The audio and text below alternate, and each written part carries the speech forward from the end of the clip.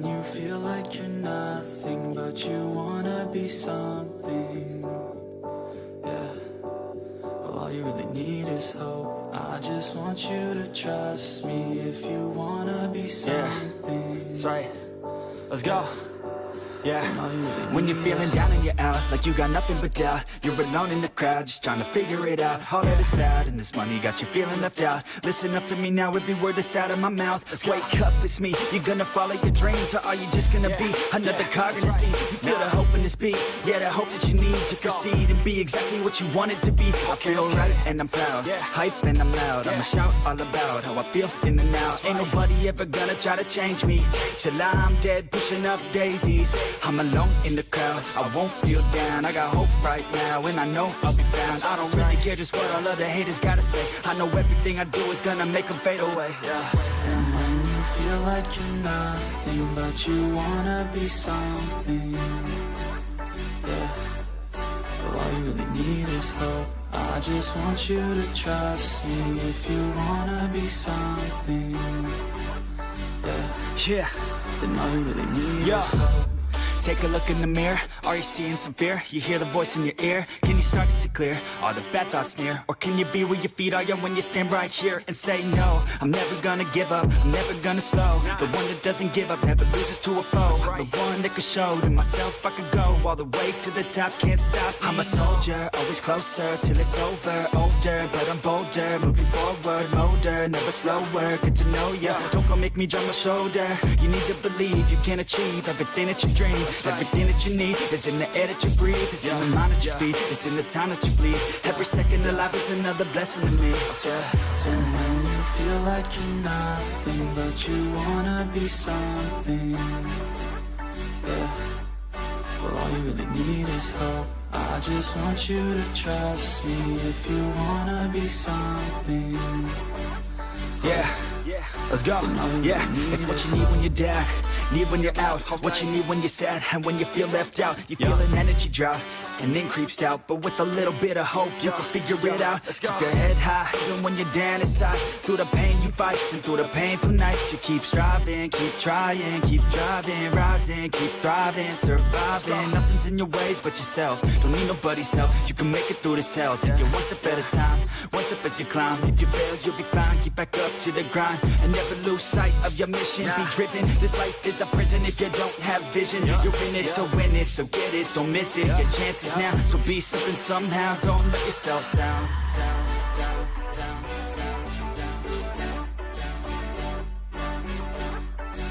That's right. Sometimes all we really need is hope.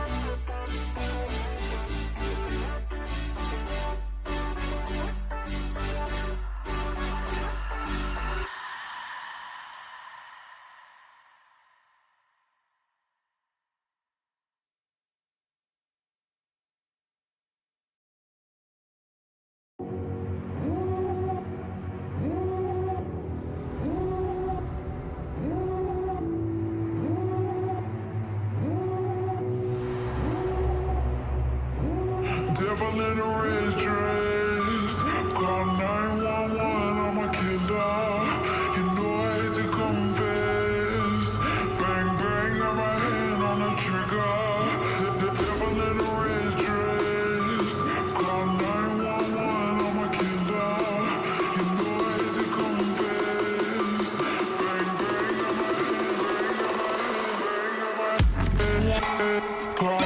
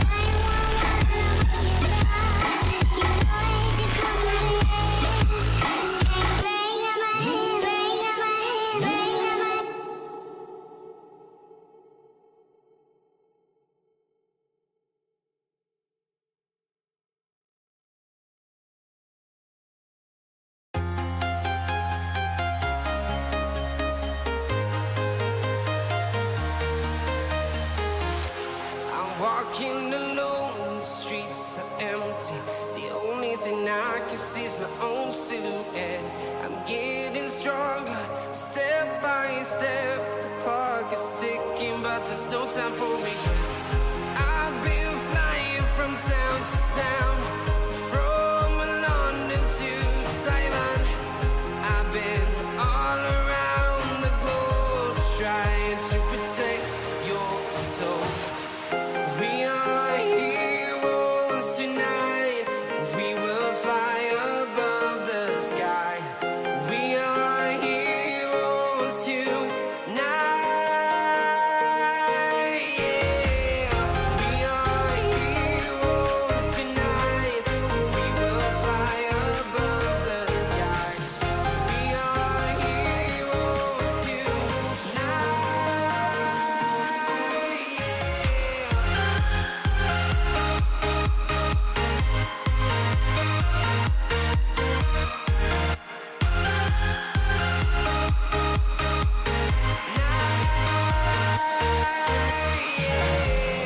Feel like a dynamite, ready to explode right up in the sky.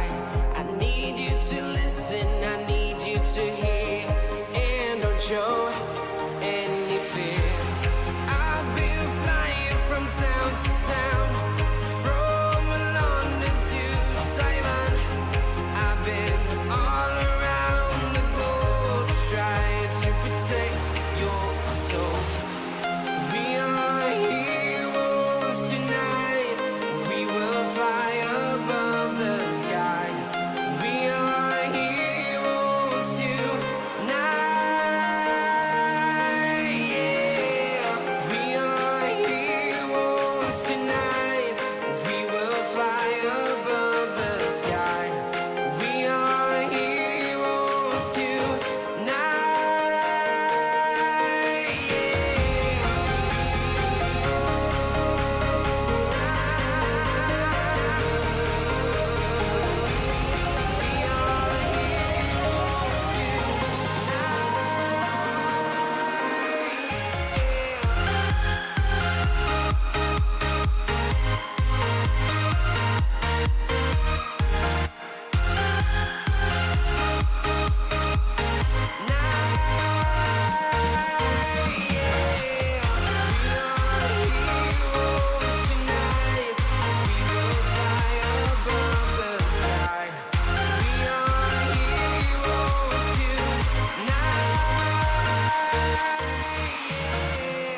I've been flying from town to town, from London to Taiwan.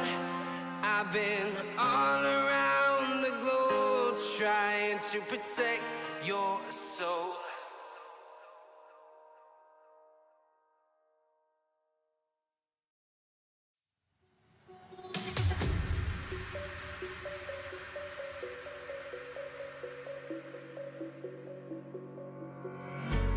When the lights go down, I've seen hell in you, but you don't care, no, you don't care, no. You just rather watch me fall from a golden mile. I can see you at the call.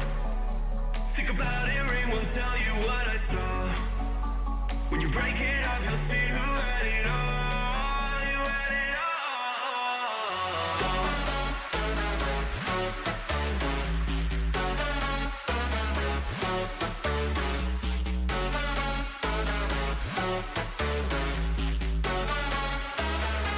You said you wanted to fall into oblivion, forget about the world we're living in. Fall into oblivion,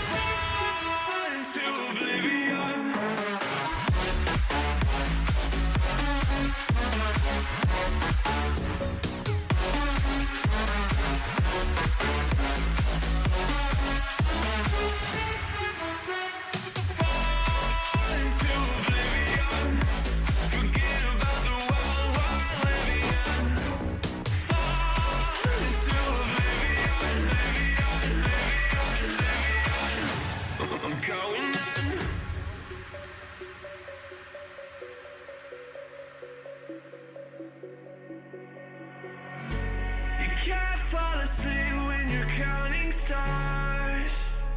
Get it together.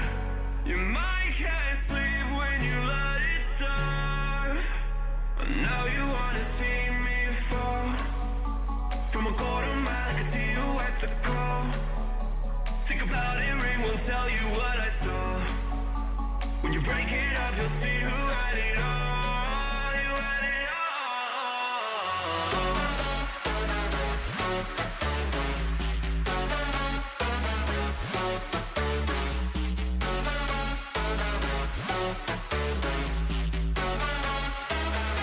You said you wanted to fall into oblivion.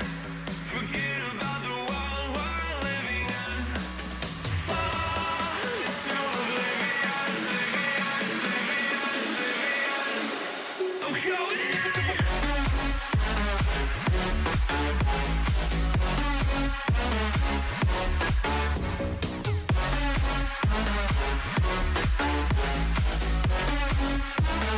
Fall into oblivion.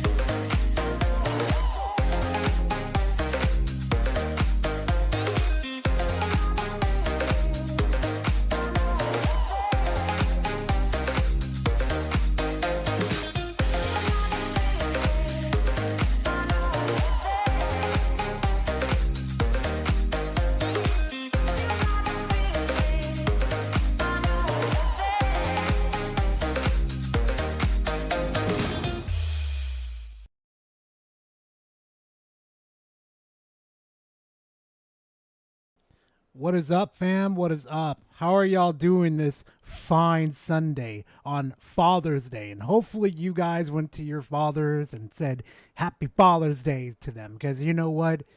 Our parents don't last that long, you know? You got to spend as much time with your parents as you can these days. Because let's be honest, let's be for real for a minute here, guys. Any moment they could be taken from us, just like any other family member. So please make sure to go spend time with your family today. I truly do mean it. Anyway, so yeah, Silver, you bought Sekiro, huh? Hopefully that was a good buy. Oh god, yeah, that shit, Sekiro. I remember getting my ass whooped in that game so damn much. So before we get into the, well, you guys know the fanboy shit, you know, the typical fanboy crap, you know. Let's give a nice little shout out to our nice little friend Harmon Smith. I guess my video on him really, how can I explain it? Really rustled his jimmies. I mean, it just like, it seems like I grabbed him by the balls and fucking twisted it, you know? Guess he doesn't like my opinion on it though. So where is his community post? I'll show you guys in a minute. Don't you worry about it. God, his channel. You know what? I might as well unveil it real quickly. Hold on. Look at this. He's just getting buried under the algorithm. Like he's like barely like existent on the algorithm. Well, I mean, here's this shitty little video, but that's about it. Right here. Every Doom game is available on Nintendo Switch. That's the only valid criticism you're going to give back to me? Really, Harmon? That's it? That's all. Tell me you didn't watch the video without watching the video, you frickin' R-bark. Jeez. Just fucking shovelware just being shown. Oh, chat. There's a video I want to show you. You're going to love this. Okay. So yesterday, right? Oh, no. Bad chairs. No. I know where this is coming from. Klutzy, goddamn you with the chairs. Your chat is just as bad as Minxie's, I swear, with the MILF Guardians. So there's a video I do want to show you guys from Harmon's channel, right? You know how he talks a lot of shit? He has a high-end PC that does all the cool stuff, and PC is so fucking boring, man. Well, he doesn't have a PC, and we're right about that, fam. So you might want to get ready for this one, because I kid you guys not. Yesterday I was running some errands and stuff, and then one of the Discord people that was in my chat just tagged me in this, and I just saw it. I'm like, no shot in hell this is real. I nearly shat myself on my fucking car, dying of laughter. You guys have to see this. Just get ready for this one.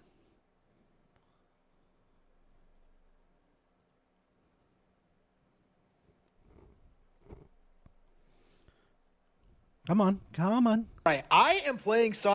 Okay, supposedly this is Harmon's high-end PC. Does this look like a PC to you, fam? Does this look like a PC? Who's got the big brain in the chat? Tell me. Is this a PC? And what's up, Dave? How you doing, man?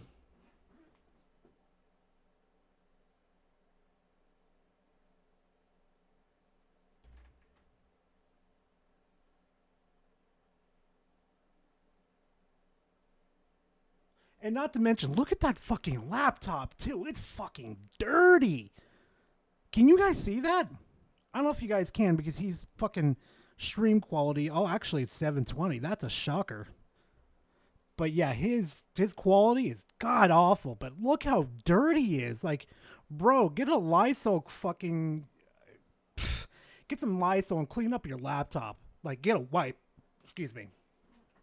Yeah, this is his high-end PC right here. But that's not the thing I want to focus on, okay? So you guys know when you get into higher frames and stuff, you know, your PC starts to move a little more fluid and faster, right?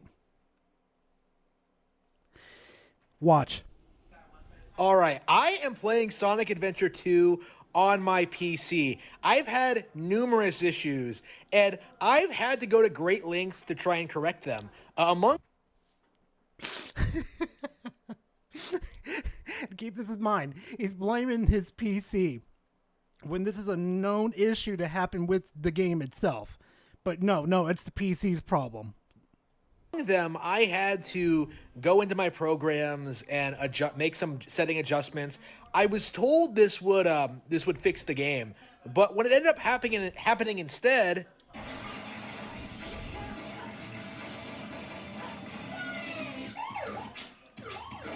Incredibly fast gameplay.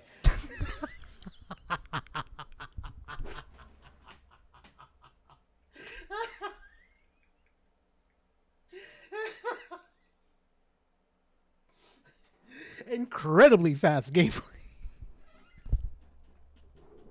I think I finally figured out what Harmon Smith's problem is with video games, certain video games. Whew. Like, I have no idea what I did, but I somehow sped the game up where it's like 3 times the regular speed. And this is why you can't trust PC gaming, because the game didn't just boot up. I had to go to great lengths to try and like correct a problem I had. It was randomly freezing every couple of frames, and when I tried to fix it, when I followed the step-by-step instructions, I ended up with this. This is obnoxious. I fucking can't. I fucking can't. Harmon, what do you think was going to happen when you increase the fucking frame rate and you don't cap it at a certain frame rate that you like? What the fuck do you think was going to happen? Oh my god. That just, I had to share that with you guys because that shit was funny. Like, oh my god, that I just could not help myself. I just like, and this is immediately going to the Sunday stream. I have to show it. I even showed Spec, Lutzy, and everybody else, and they just like, yo, that's fucking hilarious. Harmon's PC is on the same level as my beater shit laptop I only use for watching YouTube. Also just beat Doom 2016 for the first time like 30 minutes ago. Hey, Dawnbreaker, thank you very much for the dono and welcome to the Family Devastator. But yo, Dawn, welcome. I mean, thank you for the 50 though too. And hey, you know what? Hopefully you had fun with Doom on 2016. Maybe you can move on to Doom Eternal because, oh shit, you're gonna have some fun with that. Trust me. I guarantee it. If you love Doom 2016, you're gonna love Doom Eternal.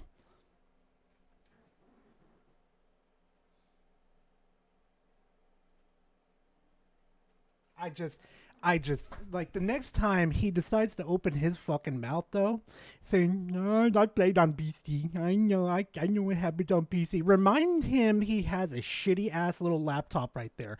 That it looks like. Hold on. Let me go back to it real quickly. On my See, what is the brand again?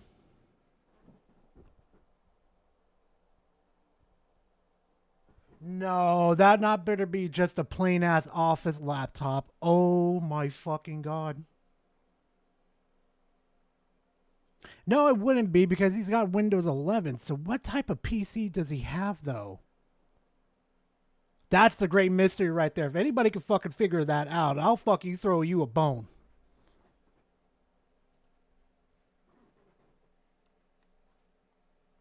Yeah, Spec, bro. Oh, speaking about running beautifully, the new game Shin Megami Tensei 5 Vengeance runs beautiful on the Steam Deck. Bro, if you get a chance to play that, or I could probably send you a copy of it, bro, you gotta play it. It is absolutely fantastic.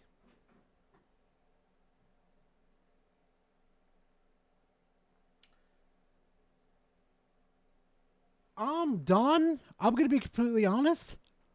It should be pretty cheap, or hell, just get Game Pass for your PC or your console and just play for once.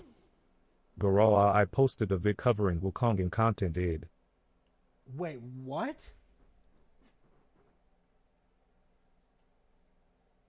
A video for Wukong. Let me see real quickly. Give me a hot minute, chat. I want to see that real quickly.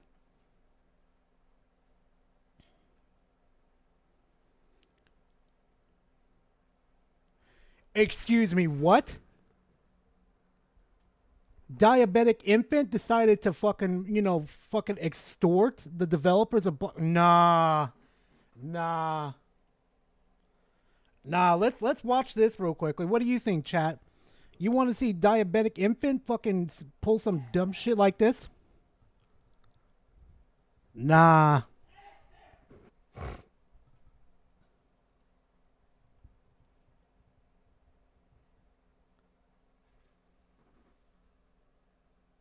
Yeah, we'll go on a side detour right now. We've got plenty of content. And you know what, though?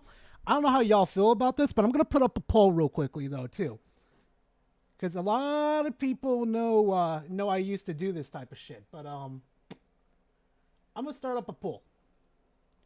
So once the Fanboys content is up and I've got extra time, I'm thinking about maybe booting up a video game such as maybe like Elden Ring or Shin Megami Tensei, if I even fucking downloaded it.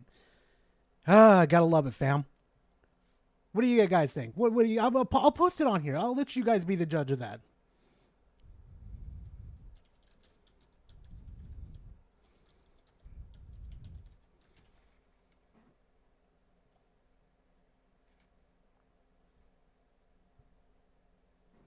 What? Elden Ring? Bro, no. I played the shit out of Elden Ring, Spec. You're probably talking about Shin Megami Tensei 5? Bro, you don't know what's in this game that's brand fucking new. And knowing I know a lot of the anime. Yeah, okay, yeah, no, Shin Megami Tensei. Just started an Elden Ring playthrough. Wanted to name my character Quantum but decided not to. Man, you should have just called him Quan. Just to make fun of him. So, oh my god, yeah. You know what? We might as well just go ahead and continue with this video. Boy, you better get started playing that Perfect Dark. I know you are behind on your backlog. Like, I thought I was back. You're worse. You're worse, Beck.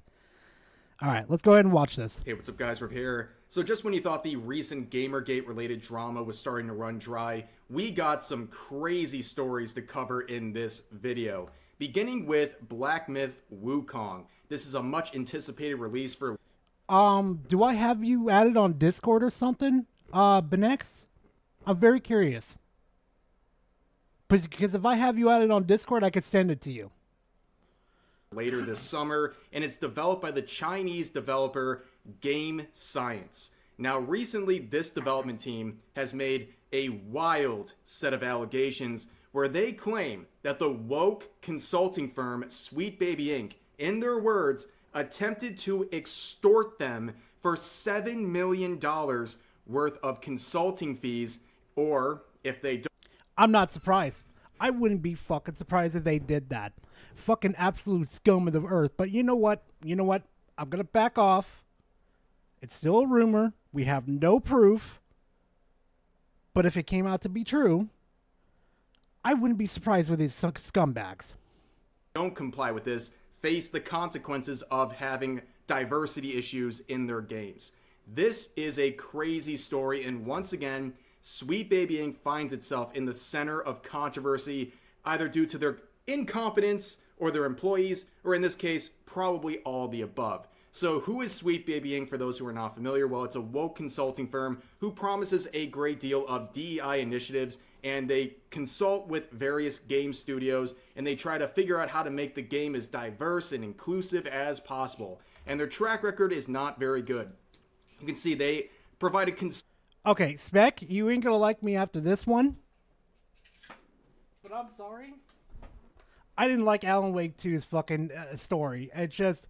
The characters were perfectly fine and the actors did really good, but it was just something about Alan Wake's story I couldn't vibe with. Now, that does not say it's fucking terrible or anything, but I just could not vibe with Alan Wake's 2 fucking story. And I think I had a good reason why. Now, granted... sorry, Chad, I had to take my vitamins. But... Granted, though, it was a lot better than Ragnarok's, a lot better, 1,000 times better than Spider-Man 2's. And 1,000 times better than this. If you were to put an end game into my head right now, like you pointed at my head and you said, Gara, you have 3 games to play. You either play Alan Wake 2, Spider-Man 2, or Suicide Squad. Which one are you taking? I'm taking Alan Wake 2. Consulting advice for the game Suicide Squad Killed the Justice League with their collaboration with Rocksteady, and that absolutely tanked. In fact, Sweet Baby is so ashamed of this, they recently removed Suicide Squad from their announced projects on their public website. And yeah, why would you want to collab with a firm like this? If you're a Chinese game developer, why would you want to work with Sweet Baby Inc., whose latest collaboration cost Warner Bros. $200 million? They almost tanked Warner Bros. Good. It should have fucking put them out of fucking business. Fuck Warner Brothers for doing Suicide Squad. Because their collab with Rocksteady was a major red flag for everyone. People know that the games that Sweet Baby Inc. work on are likely going to be infected with a bunch of DEI bullshit that nobody wants. And that definitely affected the sales of Suicide Squad Killed the Justice League. So if you're already wary as a Chinese game developer of the terrible history Sweet Baby Inc. has with their clients, you could also be very wary of the behavior of their employees. We have a whole compilation of 2 employees here, beginning with the Lego Butts individual. Do you remember him from the previous videos from months ago? This individual said all kinds of disparaging things about white people, about Jews, saying, Jesus Christ, with Sweet Baby Inc. I swear to God, bro. Fucking, that's a cancer that needs to be removed from the industry for our own sakes. All Jews in this tweet right here. I mean, if you're a Chinese consulting firm, do you even want to ask what this person's view of Chinese people are at this point? Like, you obviously know it's probably not very good. And on top of that, you have people like Chris Kindred, whose comments started the entire beginning of the Sweet Baby Inc. controversy when he got his followers to report the then very small Steam group Sweet Baby Inc. detected, and with the Streisand effect, blew that group up. And on top... Yep. Never do this, chat. Never fucking do what the fucking... This Chris Kindred, or whatever the fuck you want to name him. Don't do what he did. He was an absolute idiot for doing those type of things. Like, how could you even think you were going to get some away with some shit like this? Especially you work in the gaming industry too? Gara Atlas has a stream limitation for SMT5 vs new campaign till June 24th, 12 p.m. PST, 2 p.m. CST. It's way more lenient than they did with Persona 5 XD. Are you fucking kidding me, Atlas? Come the fuck on. Bro, come on. Really? Till June 24th, nobody could fucking stream it? Boo! Eat my ass, Atlas. But that is the same. Oh yeah, and especially when this motherfucker went out there at Akira Toriyama. Oh yeah, you fucked with the wrong people.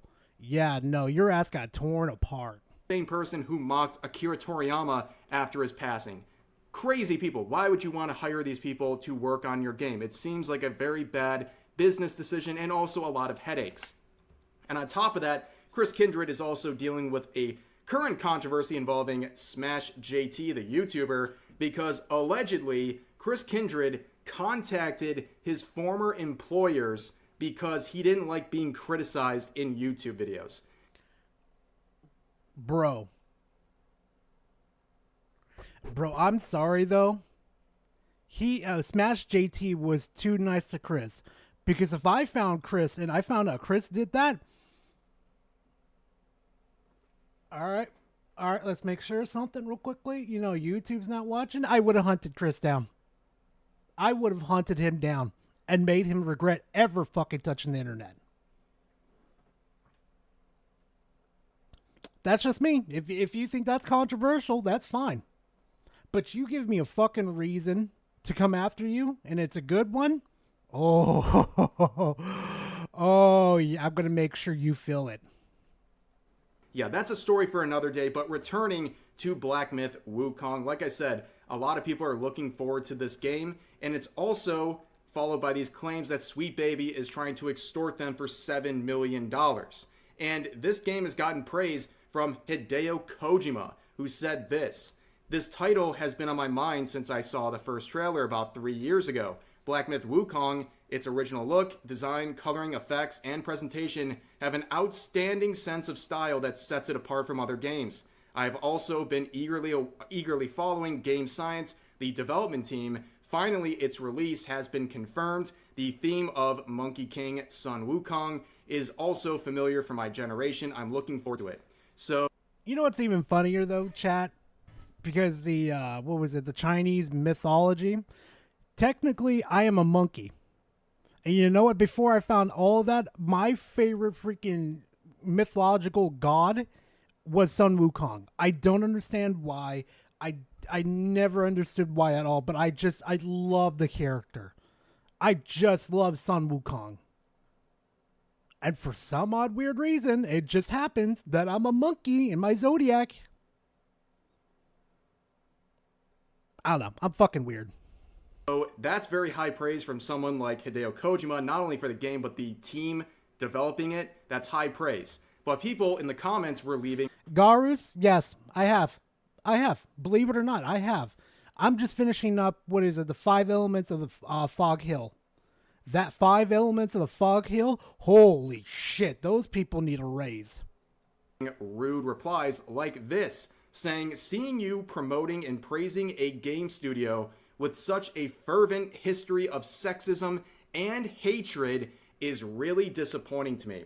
Now, that might be a bit confusing to you. You're like, what's going on? Because this person makes these bold claims with no proof. But if you do some research, here is what they are referring to. It's an article from IGN. There's actually a pair of articles saying this: how Black Myth Wukong developers' history of sexism is complicating its journey to the West. Excuse me, what? Nah. I'm sorry. Like, there's points where you should gatekeep people and you shouldn't. These people need to be gatekept. Get the fuck out of my industry. You don't belong here.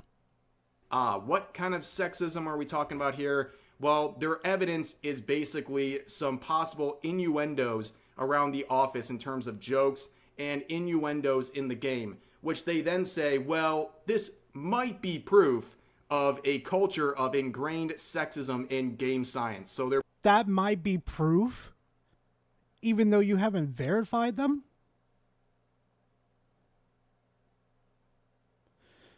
IGN, the fucking resource of, I don't know what the fuck I am doing, but you can't spell IGN without ignorance. I mean, you can't spell ignorance without IGN. making assumptions and leaps and bounds over innuendos around the office and in the game. I mean, it's absolutely ridiculous. And of course, as you might expect, the author of this IGN article is private piece on of social shit media. does that. Just like every other author of these hit pieces on developers and games, they make these incendiary posts and articles about these studios and games and then go You know what? I would support that development team. I like if they did a GoFundMe to sue these people into a fucking oblivion. I'd support them. Yeah, you know what? I support them because you know what? To the point right here where you're throwing out false allegations like this and it's provable, I think you should be sued. Private and avoid any accountability and just basically keep their head low until people stop paying attention to them. But moving forward, that article and the interaction with Hideo Kojima would be referenced by this post, translated by this user saying this: Chinese media, Black Myth Wukong refused to be extorted $7 million by Sweet Baby.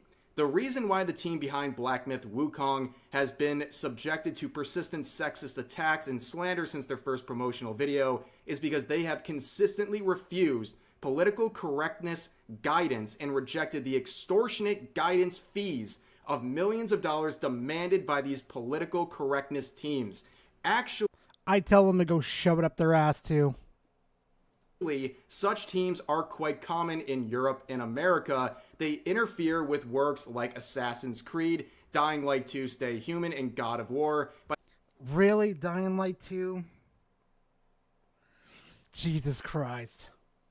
Like this shit right here just proves to me that there's no point of fucking going forward with this fucking this industry.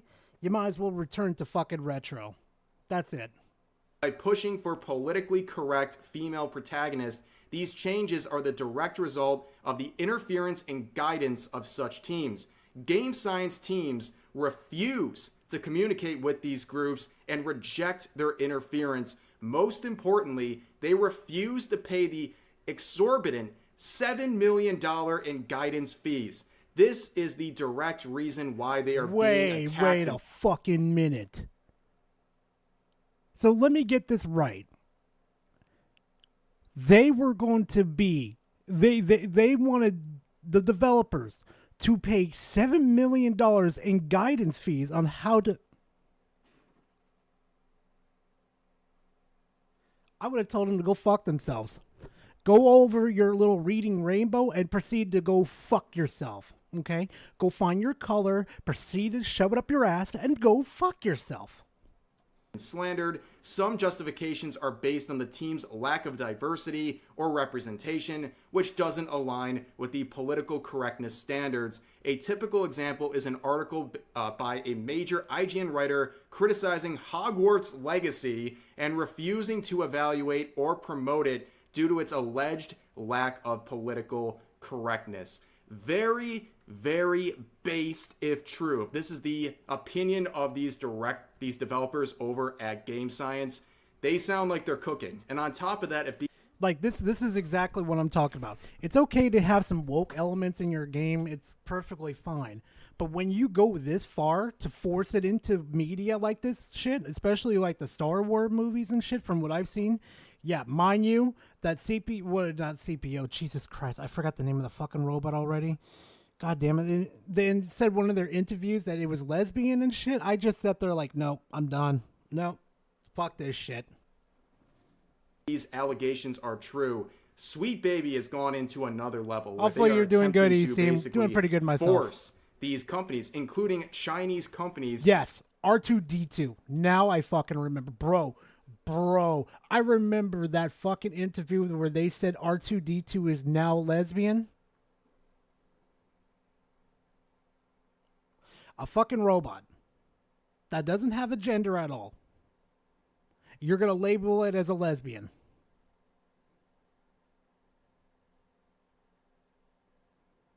You know, chat, there's just sometimes you just sit there and think to yourself, where did we go wrong? Where did we allow these people to come in and do this type of stuff? Why didn't we keep them in a mental asylum where they belong?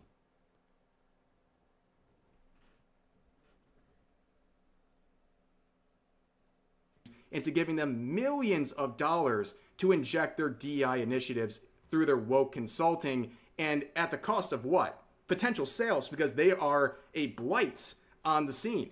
They're a company where if they are attached publicly to a game, people are going to avoid that game because Sweet Baby has such a bad reputation currently.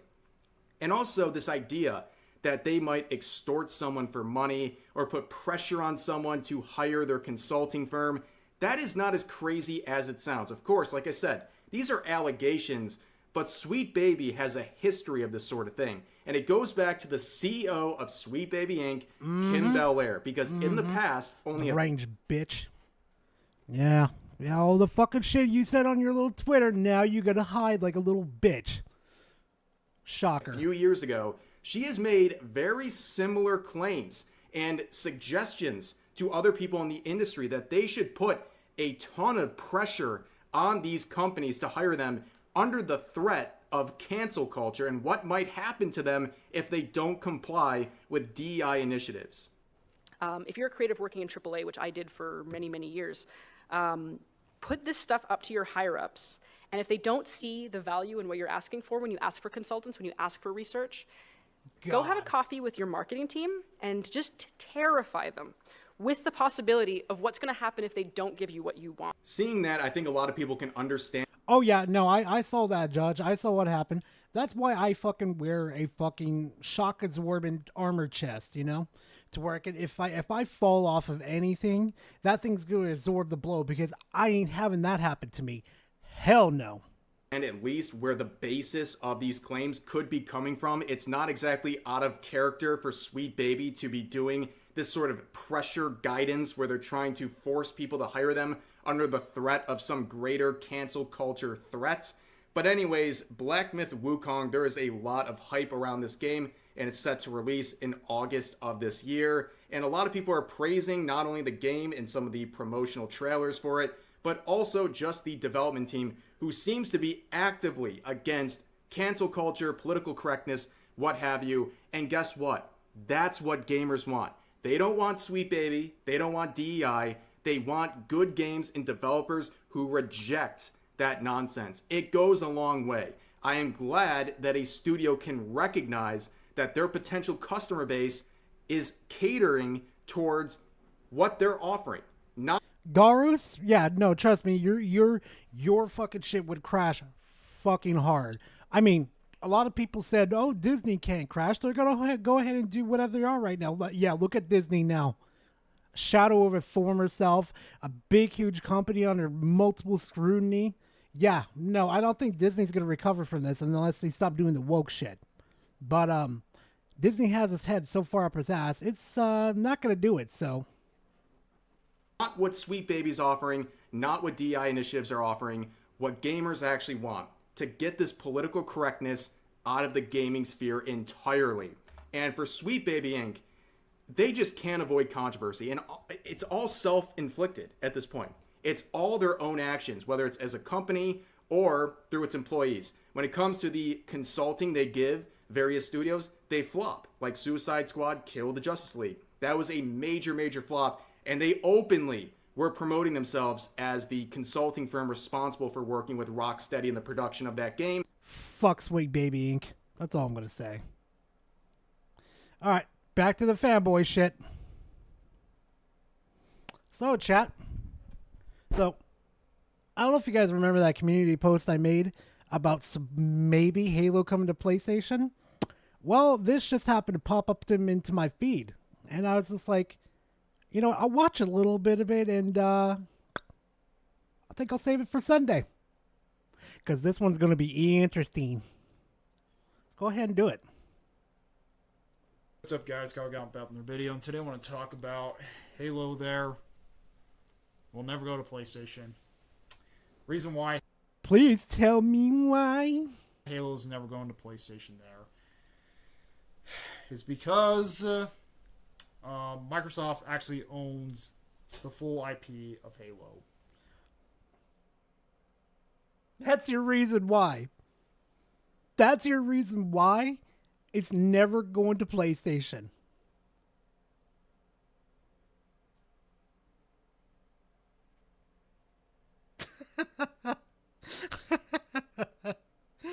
Oh, buddy.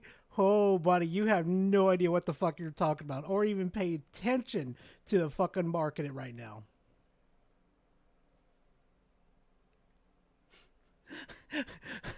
It's never going to PlayStation because Microsoft owns it. Fucking clown. They actually own the full IP of Halo there. They own the contract rights for any Halo property there. So that means they can't port it over to PlayStation? Boy, I think you need to rethink your approach to this, because this is not the W that you're thinking it is. And what's stopping them from porting it to PlayStation? Please explain to me what is stopping them. Hey, Vice Smith. Thank you very much for becoming a part of the family. Thank you very much. I appreciate it. But how do you know? Oh, because Microsoft owns the property? Try again. On Microsoft there, Microsoft actually owns the IPs for it. Owns the IP for Halo. They own it. So, going on a rival platform will never happen there. That's what y'all said about going to PC. That's what all you motherfuckers said. Halo will never be on PC ever again. Fable will never be on PC. They're all on PC right now. What's when Microsoft has seen success with porting over their fucking games, their 4 little games, they've seen really good success. So what's stopping Microsoft from porting that game over? You don't think the user base over there is a lot bigger over there? And they're not sitting there thinking to themselves, this is our most valuable IP. Welcome to the family. Well, me pie, thank you being part of the family. I appreciate it. But seriously, you don't think Microsoft likes money? Or you don't think we've played the same fucking Halo about 1 million fucking times? And you don't think PlayStation, those guys over there don't deserve to play a great franchise? You're fucking delusional. Same with Doom. Or not. Same with Gears. Same with Forza. Those games will still stay as the Microsoft platform there, because they actually own the contracts right for Halo there. So technically. Wait, hold on a second. Hold on. We actually own the still stay as the Microsoft platform there, because they actually own the contracts right for Halo there. So technically, we will never. Xbox is an extending branch of Microsoft. You absolute fucking moron. It is not a third party, just like with Nintendo and Game Freak. They're just an extended branch of Microsoft. Oh my fucking god. See like a Halo going on PlayStation there. Microsoft's not going to like to say we're just going to give up gaming there and drop our games on other platforms. I really doubt that. When technically even if there's money involved, you better fucking believe they will. That's what you don't understand. If they have money, if a platform has money, because they've already proved this with PC, if they have money and they're successful, they're gonna do it. They're gonna fucking do it. there's like fucking contract rights for those games there. Those contract rights for those games there to actually drop it on Xbox there, or keep it on Xbox there for the near future. So, like I know, like I can also say something about Final Fantasy VII there. It's kind of like Final Fantasy VII, where PlayStation has the exclusive rights for Final Fantasy VII there. Xbox has the exclusive rights for. You fucking moron! It's a third party. The difference between fucking having an exclusive deal with Sony and Square Enix.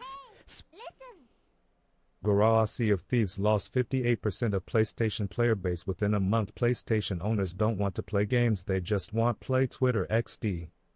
Bro, what is up with that too? Why are these motherfuckers constantly on fucking Twitter fucking fighting over fucking exclusives? It's hilarious and sad at the same time. But like, really? Really? You'd rather play Twitter than play video games? Don't color me surprised on that one, fam. Just do. And also, again, the difference between third party and the main publisher. Sony doesn't own Square Enix, okay? They can't force Square Enix to say, well, we want it on the rival platform too. But here's the thing, though. Xbox is an extension of Microsoft. They're the gaming division. If they want to fucking do it, they're going to do it. And there's nothing I can do to stop them. You moron. Halo. They have the exclusive rights for Halo there. And plus, the only reason why it went on PC there, because technically because Steam and Microsoft are in great relationships there. So it'd be easier to port them if both companies actually have really great relationships there. So that's why Halo's on PC. That's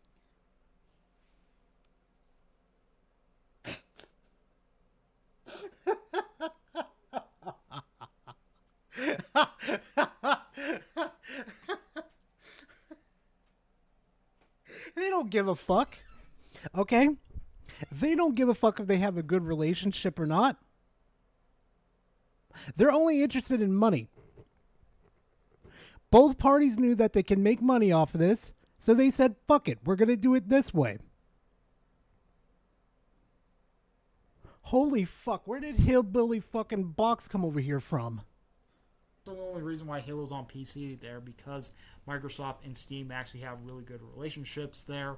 So if they actually have a good relationship with a company there, even a signed company there who honestly does have exclusive rights for like games like Halo there can easily go on the PC port there, because I'm gonna say in the end of the day, PC makes money there. PC does make fucking money there.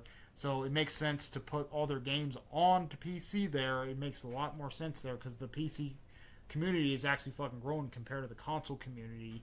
The console community is not that growing there compared to the PC community is.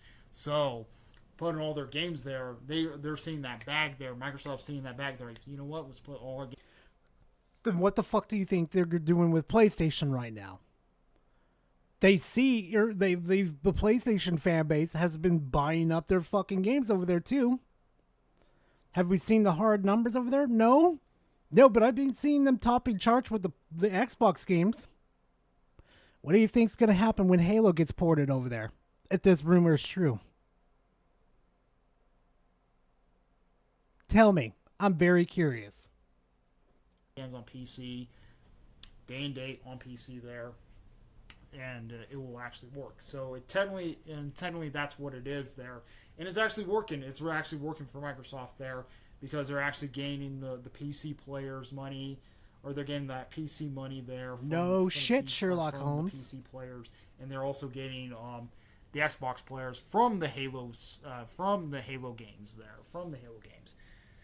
So, and plus, it also gave PC access to Halo 3 and Halo 4 there. So, technically, they have access to Halo Combat Evolved, Halo 2, Halo 3, Halo ODST, Halo 4, and Halo Reach. They have access to 6 games. 6 fucking games. What are you talking about, dude? And originally, and here's a shit kicker too.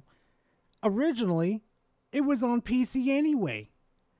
And two, Microsoft was already on the fucking PC platform anyway. What operating system do you use? Windows. I wonder if this dude fucking licks Windows for a living. That's the only thing. Saying that going on PlayStation and going into a rival platform like PlayStation, I just don't see that happening because Microsoft has the exclusive rights.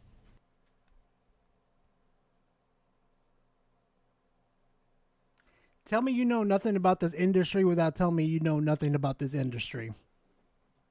The exclusive rights for Xbox there and PC. They do actually have the exclusive rights for Xbox and PC there. Because of that great relationship Steam and Microsoft does have, it's actually makes more sense there to put their games day and date on to Xbox and PC because of the great relationship they actually have with Steam. So, technically, I'm going off the tangent right there, but yeah, Halo's never going to PlayStation. It's just your argument for that is so fucking weak. You guys are wondering why I saved this for the stream, because let's be honest here, this video right here would not have been enough to make a video. It would have probably been like 4 or 5 minutes of a video, a short little salt video.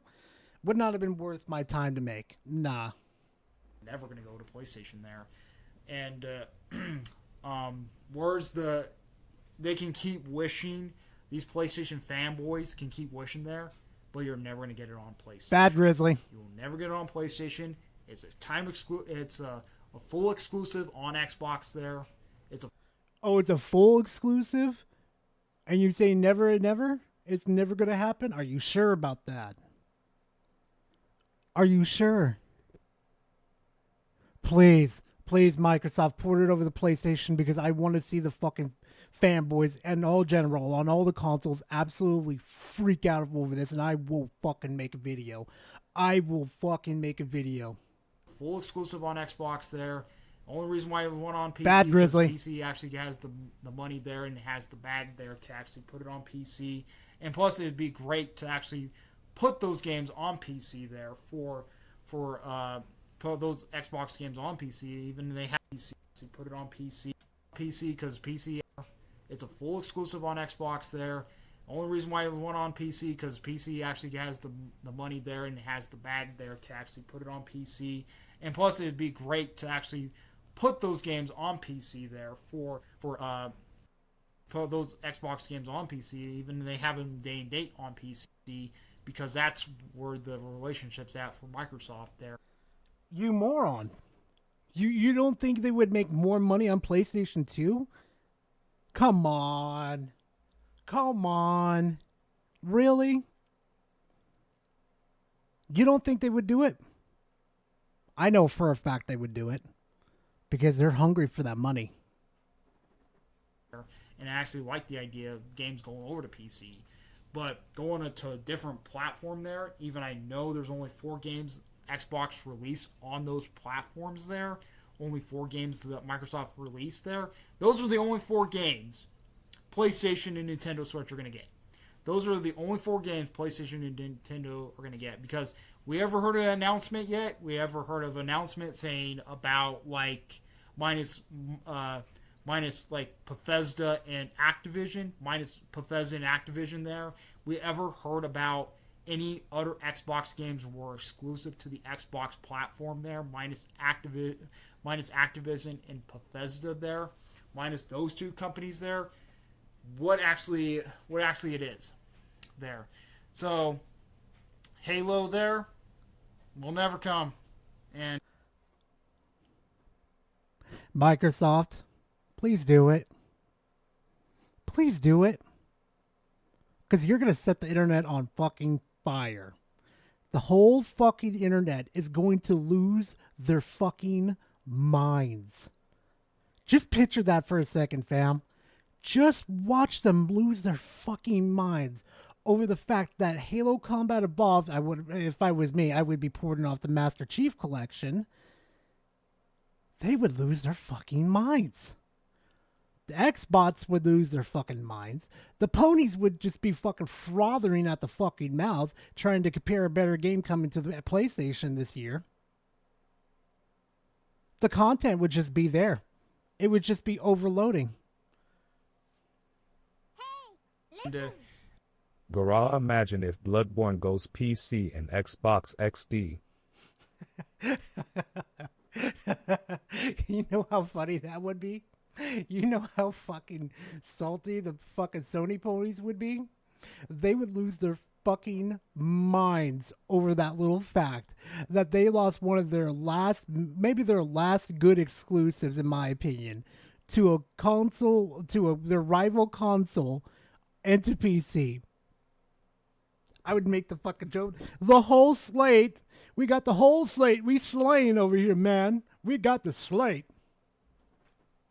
All you people there who honestly want to play Halo, go buy Xbox. Go buy Xbox there or play the game on PC. Nah, I'm not going to go buy an Xbox. I'm going to go play it on PC. I'm good. Because you're never going to get on PlayStation. You will never get on PlayStation. You will never get it on Switch. Exactly, Olander. Fucking ignore these fucking fanboys and just enjoy yourself playing gaming in general. Life's too damn short. That's what's going to happen. That's what's really going to happen there. Microsoft owns the thing there. They own the exclusive rights for Halo there to keep it. Who do you think's making the decisions here? Sure as fuck is not Phil Spencer. On Xbox there. And it's the same thing with Final Fantasy VII there. Final Fantasy VII there, like you PlayStation fanboys claim, Final Fantasy VII, they own the exclusive rights for Final Fantasy VII. For Final Fantasy VII. Not anymore. Not anymore. Square Enix said, fuck you. You ain't making us money, so we're going to go expand to other platforms now. We're going day and date. Fuck you. For Sony. And guess what? Xbox Hey, Mike, it's owns the going good. How about exclusive you, rights man? For Halo. Owns the exclusive rights for Halo, and that's why Halo's never going to go. Oh no, he has more content. Oh no. No. Oh no, chat. Did I really just found another Xbox fanboy? Oh no.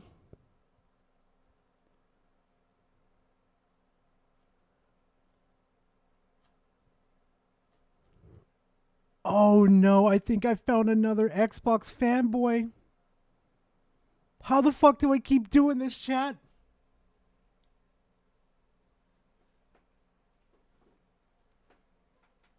Oh my god.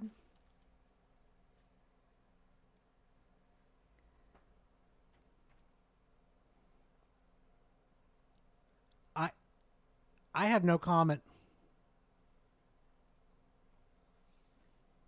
20 years ago, Sega bent the knee to Nintendo when they confirmed that Sonic the Hedgehog would be coming to Nintendo GameCube.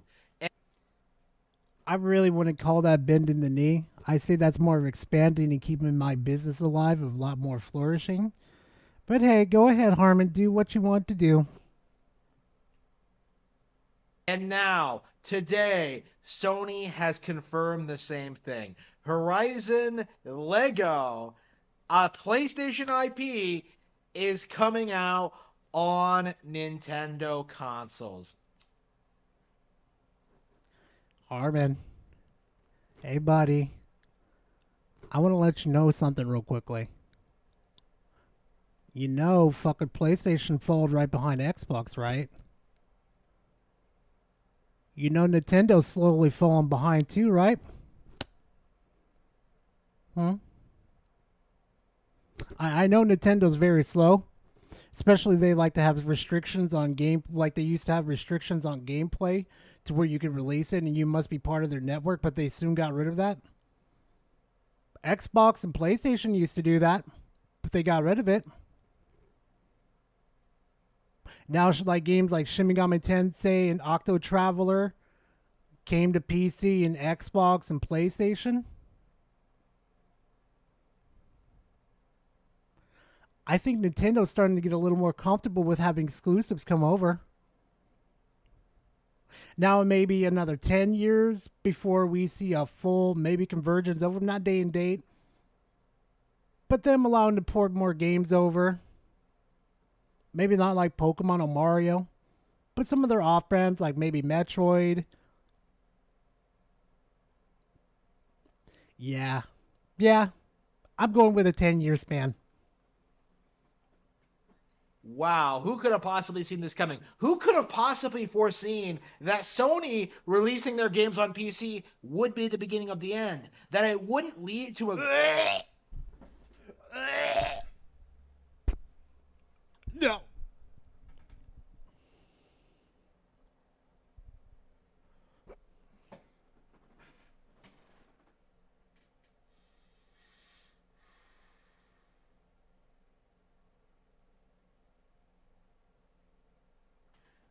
I swear to God, if I see this fucking dish again, if I see that Pacific fucking cup, and I see him IRL with that cup, I'm taking it from his hands, and I'm throwing it in the garbage can. How? How could you live dirty like this, Harmon? Like, I know you hate me fucking doing this to you and shit, but why? Why? Bro, that can't be healthy for you. That can't...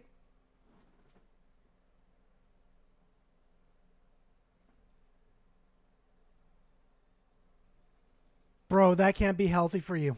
The end, that it wouldn't lead to a golden new age of PlayStation first-party studios, but would instead open the floodgates to PlayStation and Xbox releasing their exclusive titles on Nintendo platforms, right? No longer... What do you think's going to happen with Nintendo now?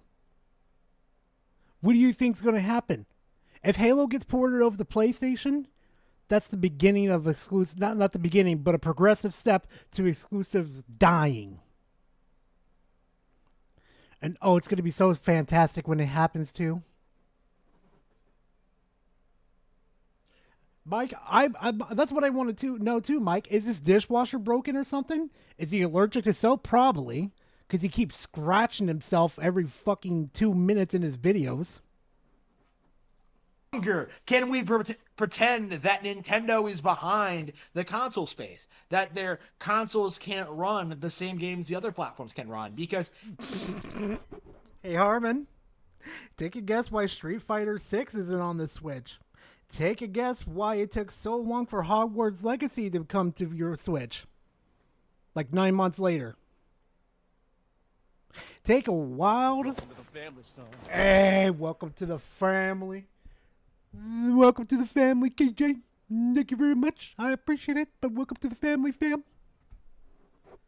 But Harmon, why do you think it took so long to bring certain games to the Nintendo Switch? Because it's underpowered as a motherfucker. Let me show you guys something real quick. Let me show you. Let me show you, fam. Let me show you.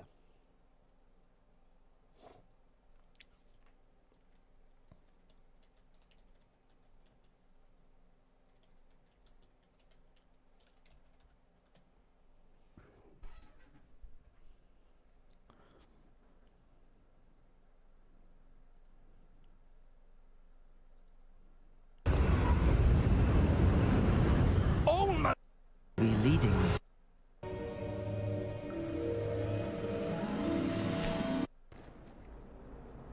Lumos. Mind you, this is in HD too. Just look how terrible it is.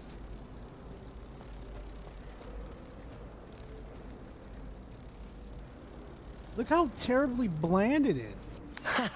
I knew there was a connection. I should tell Lenora that I solved the puzzle.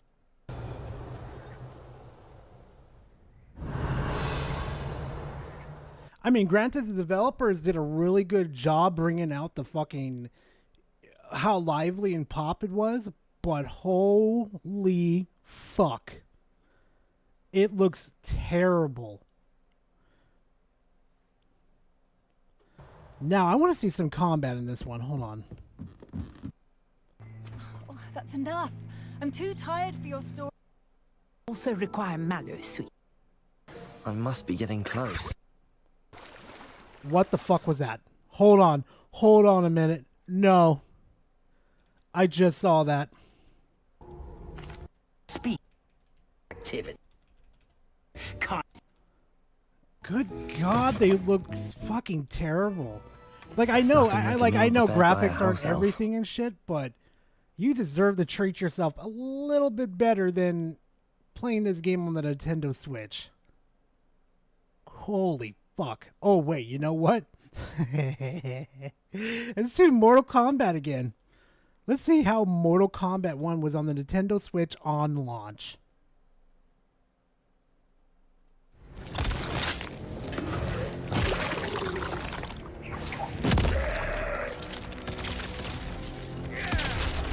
Look at the area. Look at the surrounding area. Look how lifeless it looks.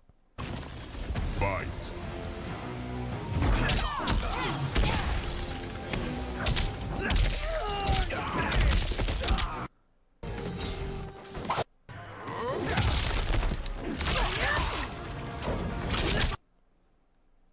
I'm sorry. No, I like my Nintendo Switch, but fuck, we need something a little more powerful. In order to keep themselves relevant, these corporations are going to have to bend over and give Nintendo everything they have. No, they just want their money. That's all they want. It's not about bending over. They just want a piece of that pie that Nintendo's got. Just like with PlayStation, just like with Xbox. They want that money. They really, really do. They want that money.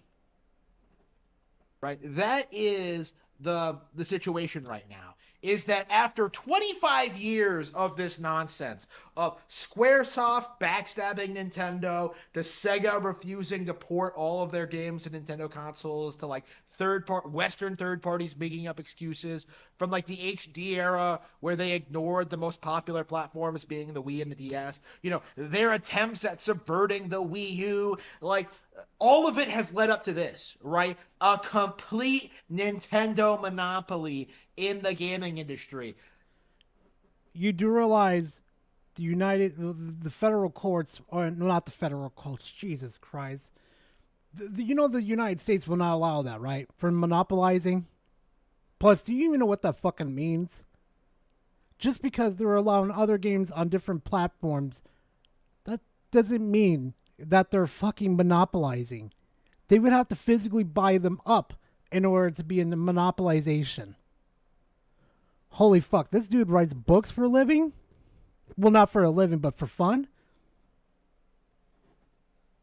Oh, God. Like, it's crazy. Over the past year, we have seen all these game shows, the Game Awards, Summer Game Fest, E3 a couple of years back. We've seen them come out over and over again. Oh, just wait. We're gonna announce the games soon. And then like they have their conferences or whatever. They show off like. Oh, you can't fucking think, can you, Harmon? I bet you money that Harmon finds the phrase Genesis does what Nintendo extremely offensive. Probably. Oh yeah, probably knowing Harmon.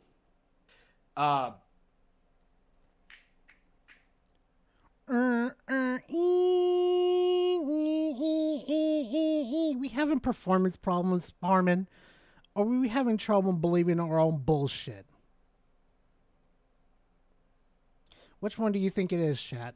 Performance issues or believing in his own bullshit? I'm going with performance issues, of course. They show up like Doom Eternal or whatever. But from Softs and Square's games would melt Switch. Bro, you know for a fact it would. Oh my god, the Nintendo Switch would turn into a fucking hot potato. And then here comes fucking Harmon. Oh god, it's Brent's shit. They purposely destroyed the Nintendo platform with this. It's just the exact same thing as the previous game with like no real innovations, no real improvements, a complete the same boring dragged out arguments that you have usually that has no fruit or bearing at all. Whoop-de-fucking-do. Botching of the lore and the core concept in the series. And although there are, hardcore fans who will stick by these games no matter what, the reality is that less and less people are buying into them. More and more people are gravitating towards the superior Nintendo consoles, right? People are beginning to realize. You mean like your boring ass Nintendo exclusive? Like your sweet little Princess Peach content? You mean like that, Harmon? You mean it like that? Bet you have that fucking body pillow still. I swear, if fucking Harmon over here had a P.O. box, not his address, but a P.O. box, I would send him a body pillow of my character just to fuck with him. That games like Unicorn Overlord are better on Nintendo Switch. That Princess Peach Showtime is a better and more interesting game than anything PlayStation has ever put out, right? People are beginning to realize that Zelda is more interesting, better on Nintendo Switch. That Princess Peach Showtime is a better and more interesting game than anything PlayStation has ever put out.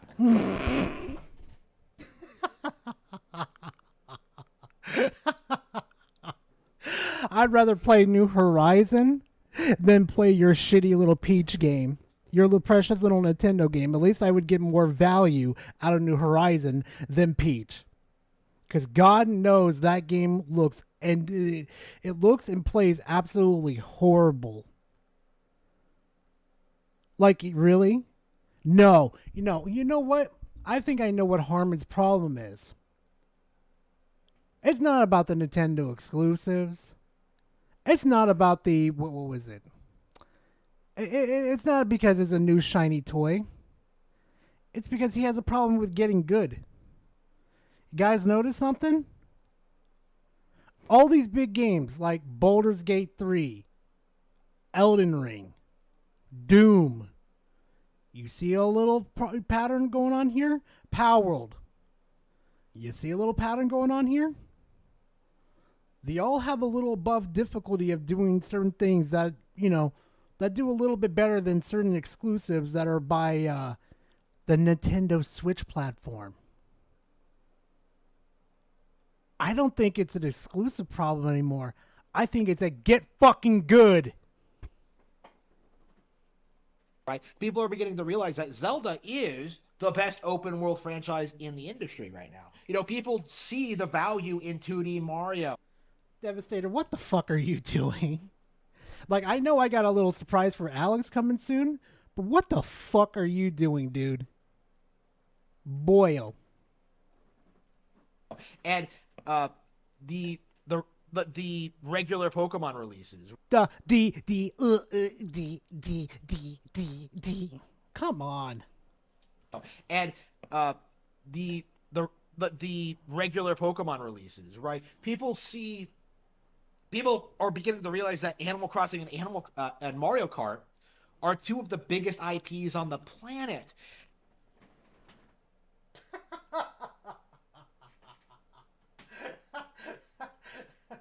Oh my god. You know what? Hold on. Let's fact check them real quickly.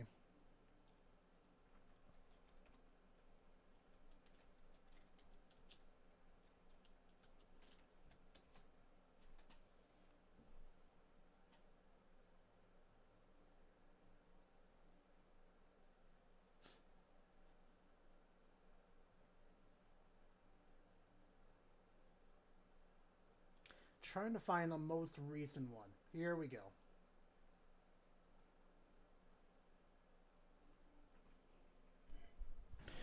So Harmon, I see Pokemon here. Granted, you're right about Pokemon. But where's Mario? Oh, down here. Right behind Marvel. Right behind Jump Comics.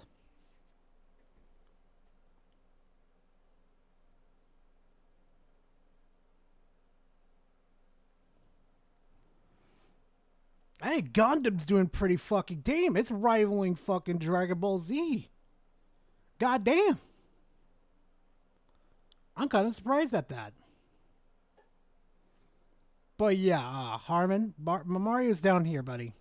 The fuck are you smoking?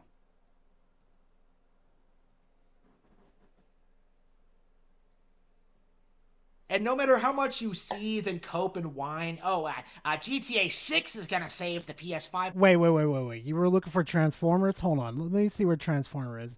Fuck off with your advertisements. There's Transformers right there. That's pretty fucking good. That's pretty nice and healthy for Transformers, at least. 30 billion? That's pretty fucking good. Harry Potter? Wait, it's not that far behind from Harry Potter, too. Ooh.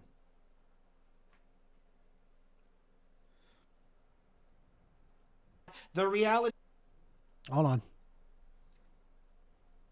is two of the people are beginning to realize that Animal Crossing and Mario Kart are two of the biggest IPs on the planet. And no matter how much you seethe and cope. Thank you very much for doing it. I appreciate it for the 3 months censored. Are you a gar or a scroll with a voice module? Also, thank you for being a part of the family. I appreciate it. I really do. Thank you, Corgi, for 7 months. I appreciate it. Well, you don't have a message with yours, but I'll finish up censors real quick. Are you gar or a squirrel with a voice module? Also, was at a water park, had more fun than Harmon ever will. Probably, bro. Probably.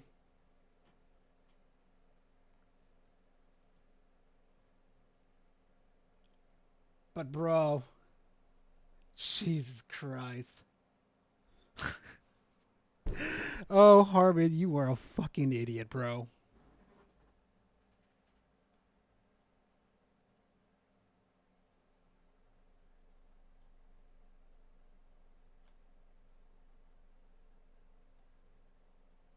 But no, this is Gara. This is Gara. Just like I said, sometimes when like the most time you will see Scroll, which is my girlfriend, of course, if you guys know. She uses my account on Twitch to watch when Minxie's on there. She fucking loves Minxie. Don't understand why. She just does. And hi, Josh. How you doing?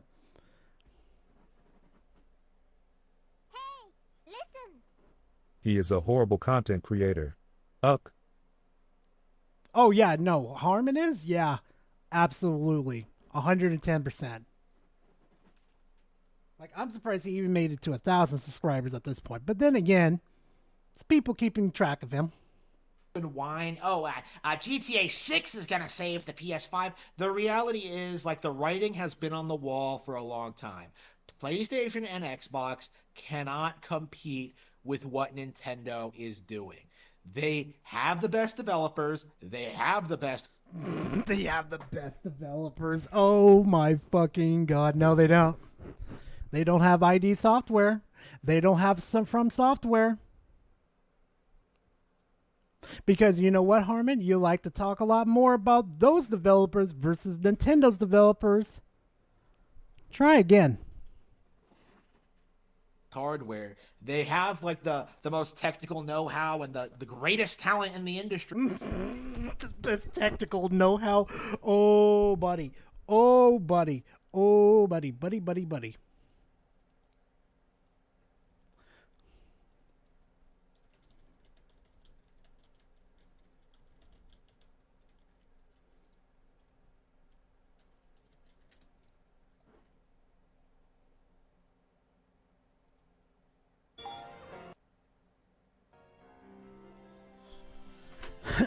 Yeah, please tell me the best technical know-how, please.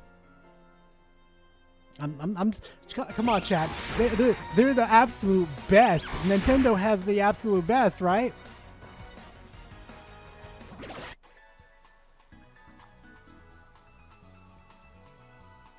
The highest grossing franchise. Right, chat?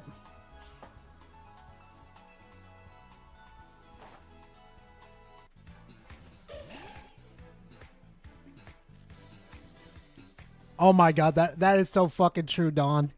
It is absolutely so true.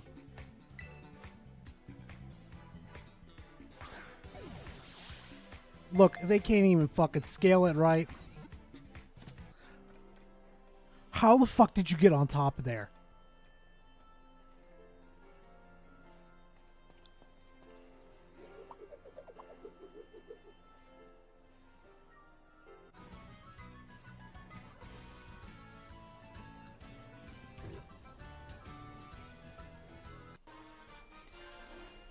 Bro, no.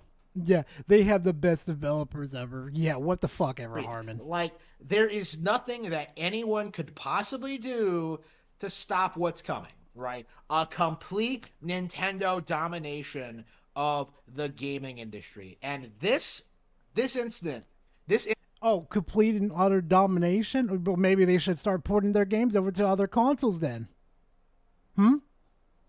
Maybe they should. So they have this complete and utter domination you speak about so damn much. I wonder how they're doing on the mobile market with their phone, with their games. Probably not too good. incident, right, of Horizon coming to Nintendo Switch, that is only Drunk, the yeah, he next was. major step forward in the inevitability of Nintendo Switch. That this incident, right, of Horizon coming to Nintendo Switch, that is only the next major step forward. Garage, it's a Minxie type surprise. Muwahahaha. A Minxie type surprise. I don't like where this is going. In the inevitability of Nintendo dominance. Oh, Josh, I'm not surprised by that. Oh, chat. Oh, this fucking video. Oh my god. This video right here, be careful with your fucking ears. If any of you are listening to me on your speakers or your headsets right now, turn the volume down just a bit. Just a bit. Trust me on this one. You'll thank me later. Oh, hey Josh. We need to talk, buddy. Welcome to the family. I appreciate it, Jay. You know I always do. Thank you, fam. I always do. Also, Josh, back on main topic too. We need to talk, okay? See, I don't know if you were there at that time when Alex was streaming yesterday too, and I was making some donos. When I give you the signal to watch a certain stream, when he starts to do his unboxing, pay close attention to that stream. Pay attention to the gift I'm going to send him. You may have some material for your video, because I'm going to get Alex back so fucking hard.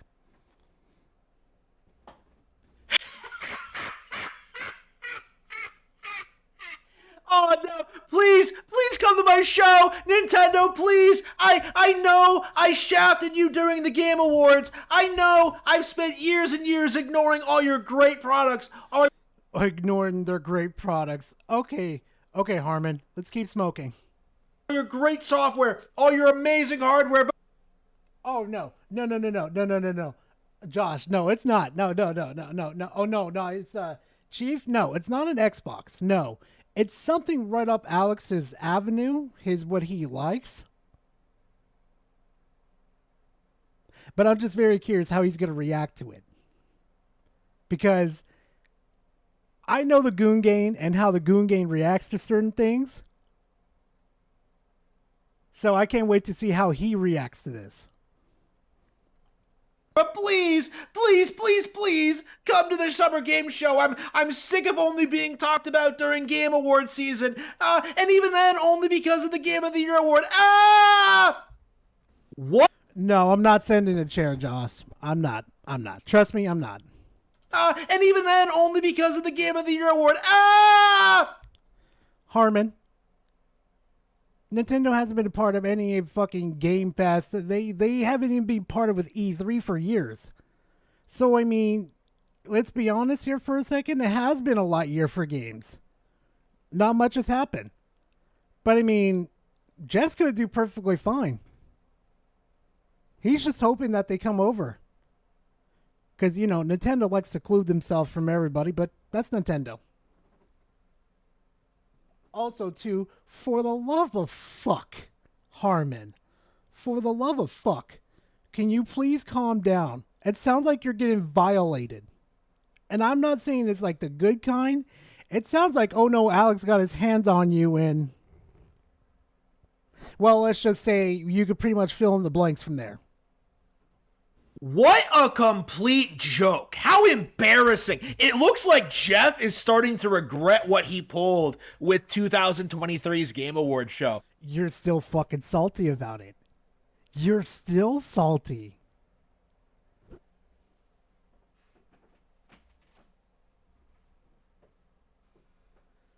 He's still salty about the Game Awards.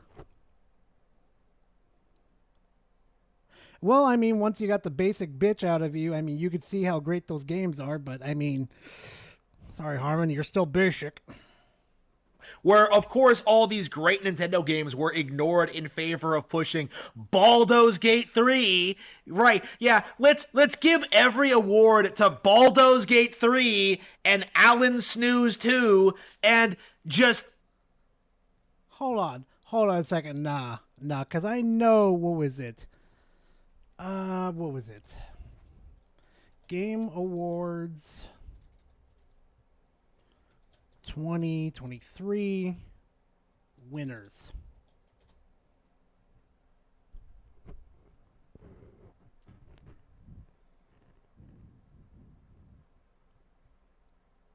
See, they did win one.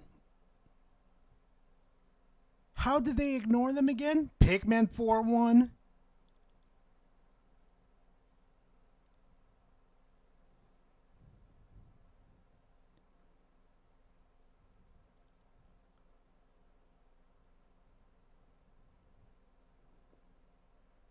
Yeah, what the fuck are you talking about, Harmon? They didn't ignore them. Just better games got the better awards. Pay the game journalist audience to clap. Oh yeah, Mario and won this people one will too. just accept that. No, of course it was going to come back to bite you. Of course people are going to cut ties with you after that. You know, you should have been way more heavily criticized for that when it happened.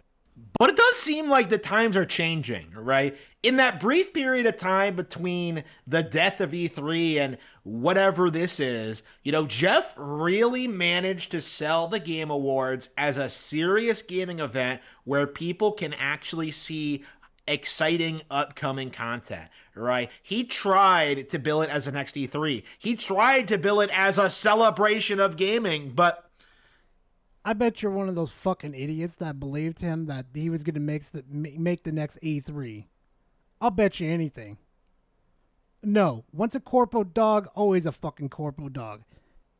And Jeff right there, always a corpo dog. He go and chase that money.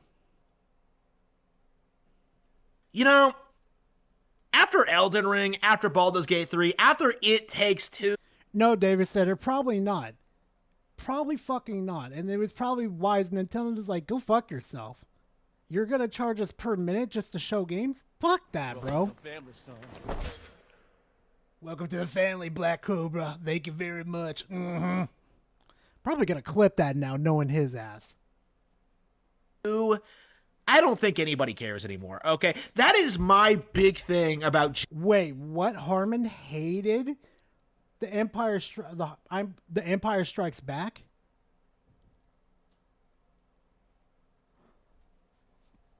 Beta! Jeff Keighley about his stupid award show and every game journalist who tried co-signing it. I don't care. I don't respect you. I don't want to hear from you. I don't want to see the games you recommend to people. I don't even want to know you exist. Yeah, here you are gloating over the fucking Game Awards again and talking about Jeff. Okay, Harmon? I thought you said you were done, Harmon. I thought you said you didn't care, Harmon. But here you are, coping and seething and nicely salty lighted right now.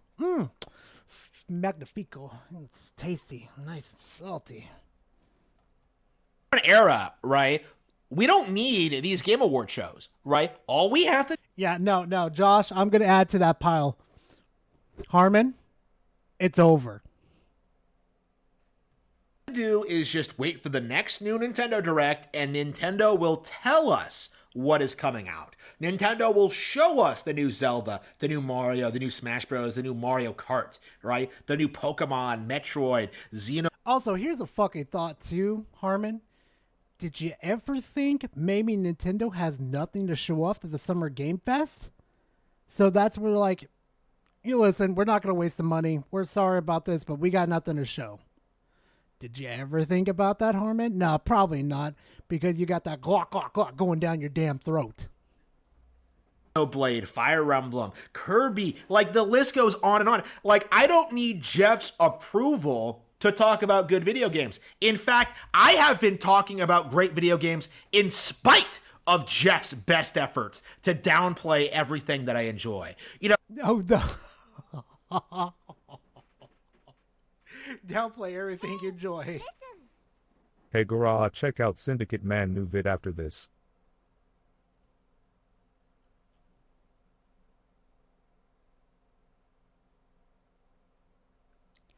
Oh, I know, Cobra. I know. I keep a very close eye on this man. Did he acknowledge Fire Emblem Three Houses or Tears of the Kingdom or Mario Wonder at all? No, of course not. Oh, yeah, you definitely did not pay attention at all. You got old Spurgy and let your mantis flop you in the face like fucking... What is it? Hold on. Nah, here's Harmon Smith.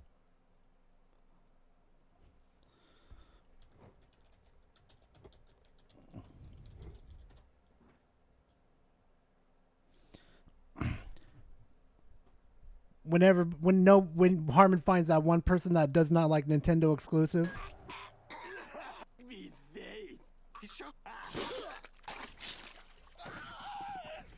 Your joke wants flat soda in my face!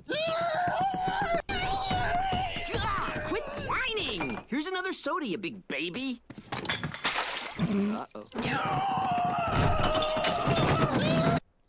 I fucking love fucking regular show. I fucking love that show. And he really thinks Jeff owes him shit too. That's the funny part. They won some like pity awards while Jeff cleared the way for like the real winners of the Game Awards. And it was a complete joke then, and it is a complete joke now. It is our responsibility, our obligation as gamers to condemn Jeff, those of his ilk, and the developers they enable, right? It is our responsibility. Nah, you know what my responsibility is? To keep myself nice and healthy and happy, mentally wise, and to make sure the people around me, such as my friends and family, stay nice and happy and healthy. That is my obligation. That is my responsibility. Not some fucking corpo that thinks, I'm gonna go and suck off this company. Yeah, I still remember The Last of Us. How you fucking snubbed them on fucking music, Jeff. Fucking crackhead. There was no justifying the Game Awards 2023. There was no defense of that. There was no reason to shaft Zelda in favor of a game that wasn't even remembered by Game Awards season. Baldur's Gate 3 is still remembered to this day, Harmon. Just like Elden Ring. And you want more proof of that, Harmon? You're still talking about it. Better yet, let's do this. Let's have a little fun. Let's pull back the curtain. Let me show you how Gara does his research.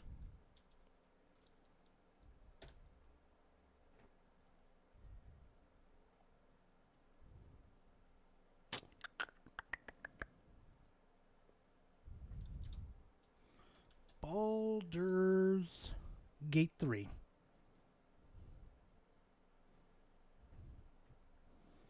Look at that, chat.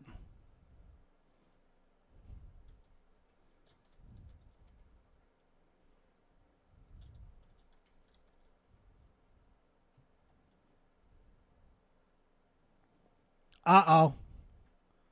Uh-oh. Uh-oh. And that's just the past day. Look at that. The past day. Let's go 7 days, chat. Uh-oh. Uh-oh. Careful, chat. Harmon's gonna have the massive titty attack over this fact. Oh, no. Oh, no. Hey, yo, who the fuck is looking at Baldur's Gate 3 at 1 o'clock in the morning? What the fuck is wrong with y'all? Who's doing that? Who the fuck? No. I already have a feeling I know what it is. No. Let's do 30 days now.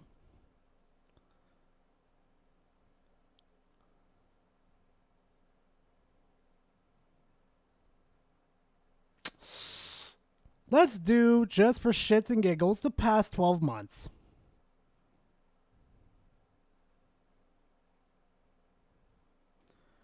And bink. Look at that. Look at the clear difference right there, chat. Look at that shit. Look how different. Look at the difference on that.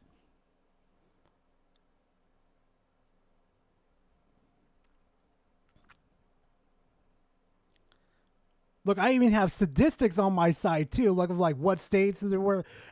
The whole United States, it's just covered by it. Look at the search terms. Dark Urge BG3, BG3 Balthazar, BGG House of Hope.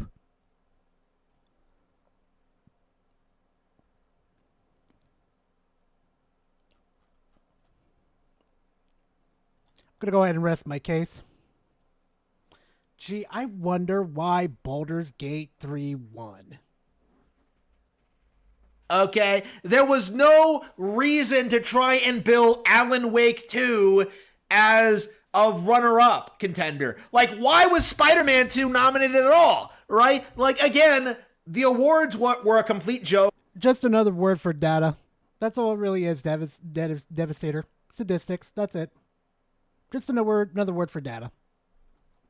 Like, even from, like, the nomination period. And to see so many people, like, try and damage control Baldur's Gate 3. Well, Jay, thank you very much for the dono, man. I appreciate it. Look at how many Game Awards it won. It was a complete joke. Why don't you talk about the actual game? Oh, I know, because none of you got past Act 1. Okay, none of you actually played the game that you're saying is the best of the year, let alone play the games that are its direct competitors. And you do realize a lot of people did eventually get past Act 1, because Act 1 is a huge part where you need to do a lot of grinding, find a lot of the side quests and do them in order to progress. Because if you just gun-ho the story mode just straight, oh, you are going to get fucked. I mean, same here, Spec. I just, I'm at the final boss right now. Well, not the final boss, but the final, what the fuck are they called? I can't remember. It's the big three. I'm at the second boss right now. Yeah, no, it was the second boss. And that big three, I'm fighting her right now. She's a bit of a pain in the ass. But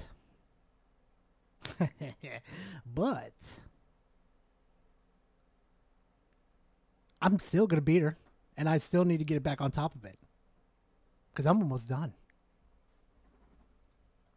Stop it in every way, shape, and form. My point is... Oh, no, it's not a he, it's the she out of the whole group. I still got to beat Pretty Boy's ass. That no matter what happens to Jeff, no matter how bad it is, he absolutely deserves it. This guy has kept the corrupt gaming industry relevant for way longer than it needs to be. You know, how long has the Game Awards served as a smokescreen to pretend that these awards are given out by a fair and unbiased jury who in no way, shape, or form have any political biases? Harmon and Peach Body Pillow. You know that would happen, Corgi. You know he probably dry humps it at night. You know for a fact he does it. Ties to certain developers, or most importantly, a bias towards the Western gaming sphere as a whole. The Game of the Year, the Game Awards for 2023 were so awful that I have no intention of ever watching them again. I have no interest. Cap. I'm calling Cap. I'm calling Cap, Harmon. Don't fucking try me, Harmon. Because I will watch your ass. I know you're going to watch it. You're probably sitting there with your Princess Peach, a little fucking stuffy, thinking to yourself with the Game Awards, we got. I want Princess Peach Dove Time to win. I want to nutter butter over the TV. I want to see her on the big one. Please. Please, I want it. Please. Interest in anything Jeff Keighley does or says. I have him and the Game Awards show blocked on Twitter, and I'm glad to see Nintendo give him the finger and do their own thing this E3 season. Like, they don't need the summer. They probably have no games to show off right now, Harmon. That's probably why they're not there. That's probably why they're not wasting their money. Conserving their money. That's what Nintendo's pretty fucking good at, with conserving their money. I'll give Nintendo that. Game Fest. You know, if anything, I think Jeff is a detriment to them and their business. How dare he try and weaponize the gaming press against Nintendo? How dare he try to hype up some no-name Western RPG studio in Larian over, you know, the most iconic fantasy brand series in gaming? You know, Wait, Henry's gonna be a dad? Fucking congrats to that, man. Shit. how dare he try and promote that over Super Mario Bros. Wonder, right? How dare he push... How dare? I can hear it in his voice right now. How dare they? How dare they? How dare they do that? My precious Nintendo exclusive. Get the fuck over it, Harmon. Hey, Silent, how you doing, man? Nonsense. Like Alan Wake 2 or Spider-Man 2. Like, again, this award show was a joke. And Nintendo is absolutely in the right. Oh, yeah, that new regular show that's coming out? Yeah, they better do it fucking justice. I know how the new Cartoon Network is, especially when they got that new Teen Titans going. For cutting this Joker out of the picture completely. You really think they're going to cut him out of the picture completely? You're a fucking dumb as hell. What's going on, guys? It's Jesse here, and today we're going to be talking about how PlayStation fans should be scared of the Xbox Game Showcase. Why? Why should they? Almost a good portion of the games that's going to be at the Xbox Showcase is going to be on the PlayStation anyway. Tell me how, why should they be scared? Tell me how. So at the time I'm recording this video, the Xbox Game Showcase is like 5 days away, and I'm so excited. The Xbox Game Showcase is going to just obliterate the PlayStation state of play. Like, that state of play was horrendous. Okay, that's where I have to agree right there. That PlayStation Showcase was actually one of the worst I've ever seen come out of PlayStation, if memory serves me right. Sony should be ashamed of themselves. You know a showcase is bad when the highlight of the show is Astrobot. Like, that state of play was absolutely pathetic. Astrobot was pretty fucking cool looking. What the fuck are you talking about? Like, just shameful. So, yeah. The Xbox Game Showcase, just gonna dominate PlayStation. Now, before they had the showcase, how did you know? For all we know, it could have been an absolute fucking mess. It could have been an absolute mess where they only showed off Black Ops, a few indie games, some PlayStation games, and that would have been it. Something great about this show is a lot of new eyes are going to be on it because of the Call of Duty Black Ops 6 Direct. Now that Xbox owns Activision and Call of Duty, a lot of more people are going to be watching this showcase. It's going to be great. And Xbox is set to have their greatest showcase they've ever had this year. They have so many first-party games, so many third-party games they can show, like Hollow Knight Silksong. It's going to be great. So anyways, let's get right in. Did they show any of that at the showcase? I don't think I remember if they did. Into it. I want to show all of the games that they could possibly like reveal. So let's get right into it. The first game, Avowed. Avowed looks great. It's releasing this year. Let's look at some gameplay of it. It looks like a great game. An RPG developed by Obsidian. It's gonna be a great game. It's gonna be a great game. So, you've only seen a couple CGI fucking trailers, and you're just going to say that's it? It's going to be great? Has he been crying his eyes out? Kind of looks like he's been crying. I'm such a dick. Obsidian really never misses. They make like extremely good games. Grounded, The Outer Worlds. They make some great games. So yeah, it looks great. It's Like, releasing no, I'm fall sorry. Hold on, 2024. hold on. It looks great. It's gonna be a great game. It's gonna be a great game. Come on, speed it up. Obsidian really never misses. They make like extremely good games. Grounded, The Outer Worlds. They make some great games. You guys notice that right there? How he swung the blade and the enemy barely reacted to like that? Like, what engine are they using? So yeah, it looks great. It's releasing fall 2024. I'm expecting to see some gameplay at the showcase. Hopefully a release date. Blah, blah, blah. I'd say the game's gonna release in like October maybe. I don't know. So yeah, great looking game. Can't wait to see some more of it at the Xbox Game Showcase. And this is obviously alpha gameplay.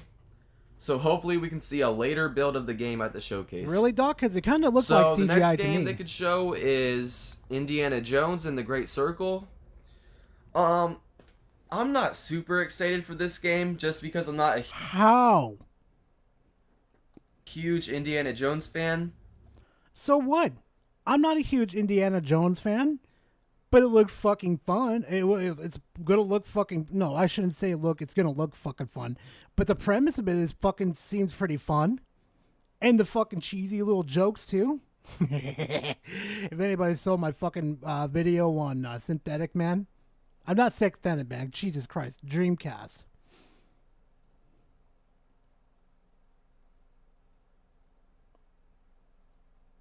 Total and absolute devotion to the fatherland. You have no exclusives. Sorry, this right here. This right here. This whole cutscene when I saw it at the Game Awards. Choo choo, choo choo. Ha ha ha ha ha. You laugh and dance, celebrating your own idiocy and drinking the piss you call exclusives. Like, I'm sorry, that one right there. That just it's like, okay, I'm interested. I want to see what you're cooking. But I remember a long time ago I played Lego Indiana Jones on the Wii. It was like one of the first video games I've ever played. So I'll definitely check this game out. I'm pretty excited for it. Well, Kenneth, that depends on which part of fucking what is it? Which team is working on it? Is it like the main Bethesda, or is it like one of the off fucking studios that are working on it? Because I'm curious if they are. But like I said, I'm going to reserve it for gameplay. I'm going to see what comes first. Releasing 2024. Hopefully we see some more gameplay at the showcase. Get a release date for it. I'd say it releases holiday 2024, so maybe in December, November. It's going to be great. Anyways, moving on. Fable. I definitely think we're going to see Fable at the showcase. Definitely hope we see.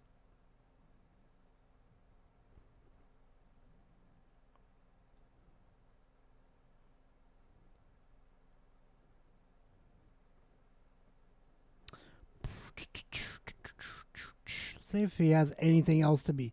Oh, here we go. Here's some announcements for Xbox. Good job. Alright, and then obviously, I'm hoping we see some announcements for Activision games on Game Pass. Yeah, none of these are on Game Pass. Well, no, I think Spyro and Crash CTR is on there. Or CTR, should I just call it. I don't see any of these on Game Pass. Which is an absolute fucking crime in my opinion. Like, I don't understand why Microsoft is not putting these games on Game Pass. Except for Diablo. Oh, no, Diablo 4 is on there. Diablo 3 and 2, not too sure. The showcase, because it has been 9 months since Xbox acquired Activision, and the only game we have on Game Pass so far is Diablo 4. So it is definitely time that we get some more Activision games on Game Pass. It'd be freaking awesome if Spider-Man, like these Spider-Man games were there. That'd be amazing. Bro, Those aren't Spider-Man's games. That's Ultimate Alliance. The fuck are you huffing? It'd be a punch in the face to PlayStation fans. Transformers. Also, bit of a problem too, how I knew from the get-go this was absolute false.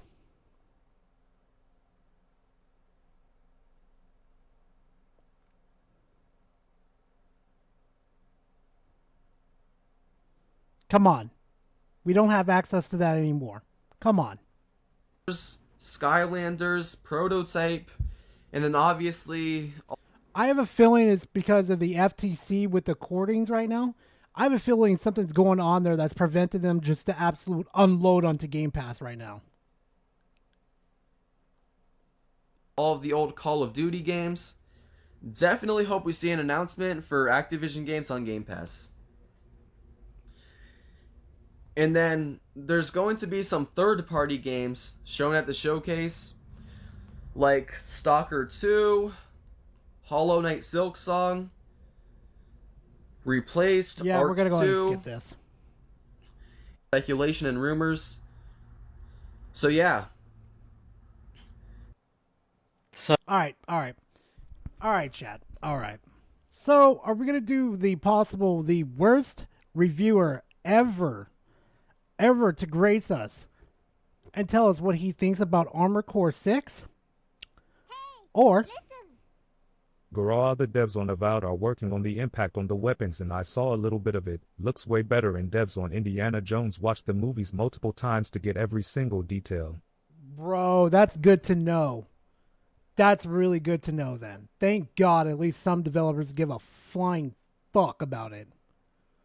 Like shit. Finally. At least finally people are respecting the franchise. Alright, chat. 1 in the chat for the worst review of Armored Core 6. Or 2 in the chat for Synthetics Man video. The future of gaming is bleak. Take your pick, chat.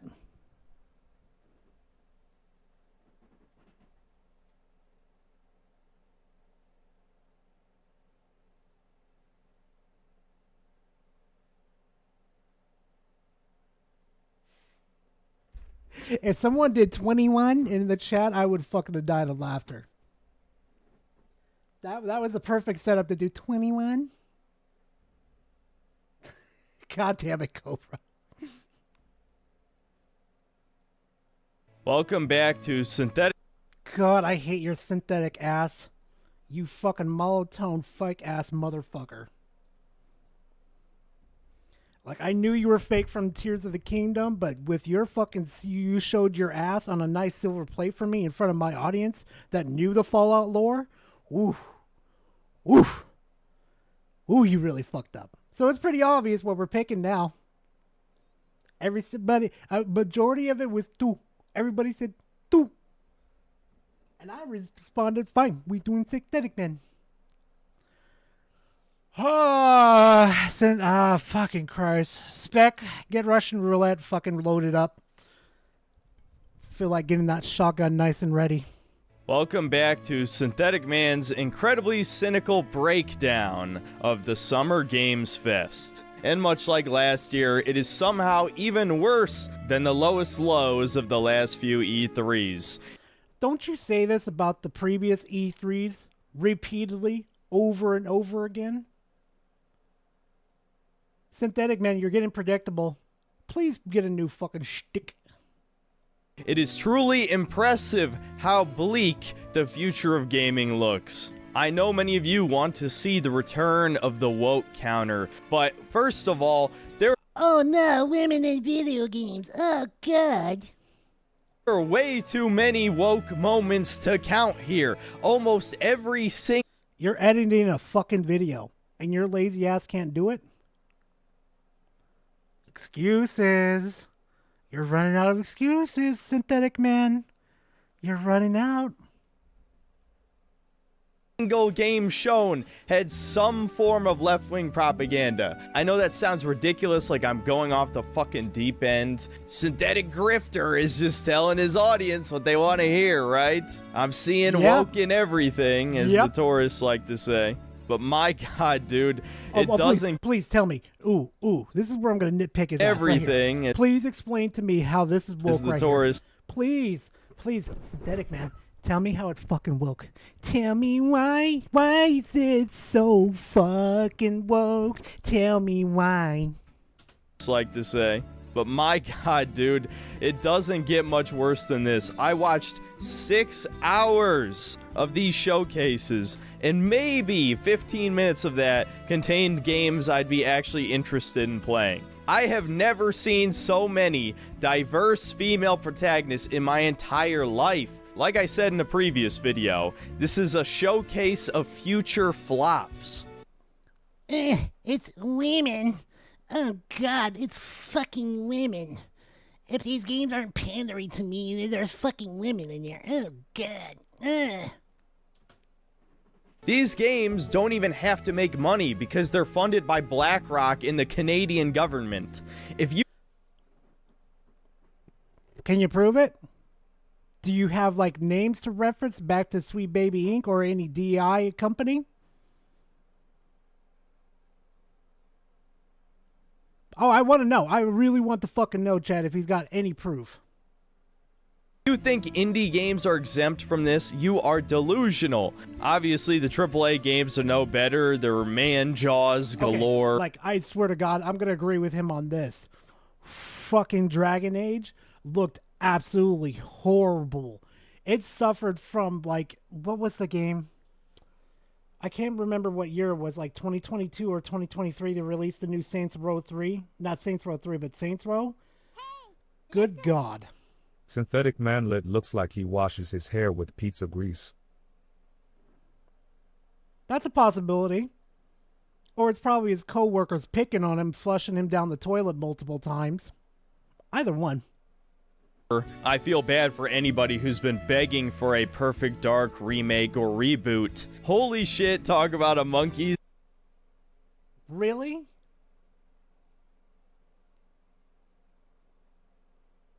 Remember, Chad, when I say in my videos whenever I covered Synthetic Man, that he's a one-trick pony with his woke bullshit? And even if fucking a woman appears, it's woke. There's a woman. There's a woke. You abuse it, you become it. Paw wish. Dark remake or reboot. Holy shit, talk about a monkey's paw wish. But hold on. No. Please remake explain or to me. Reboot. Synthetic Holy shit, talk about a... Please explain to me how she even looks fucking bad at all.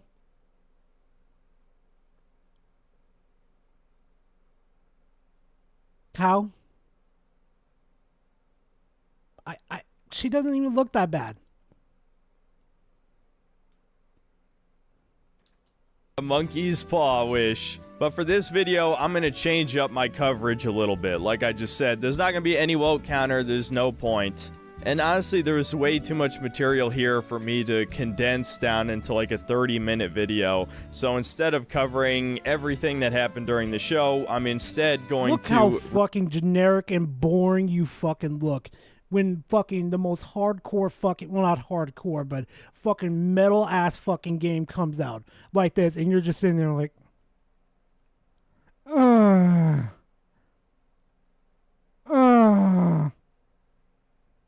how boring do you have to be, Synthetic Man?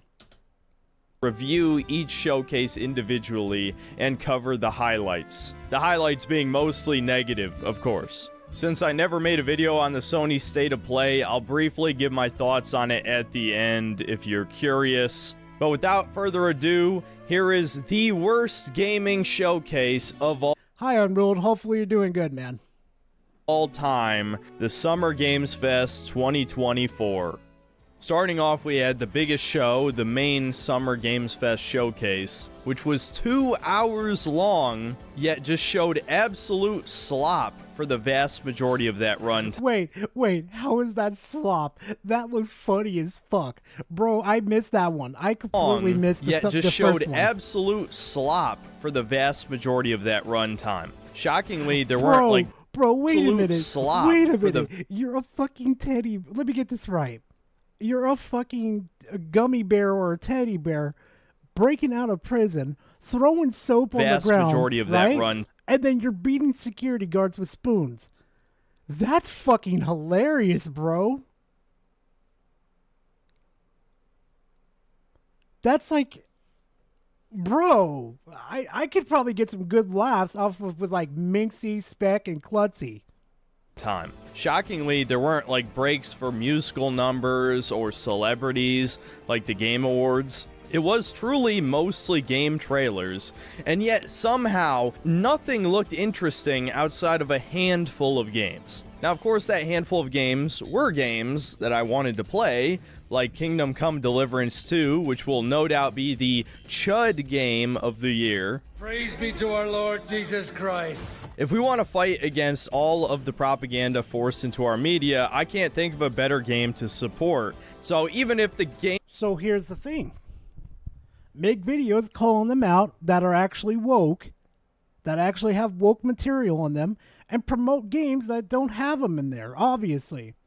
Because sadly, now the new Assassin's Creed has been confirmed that Sweet Baby Inc. is in there.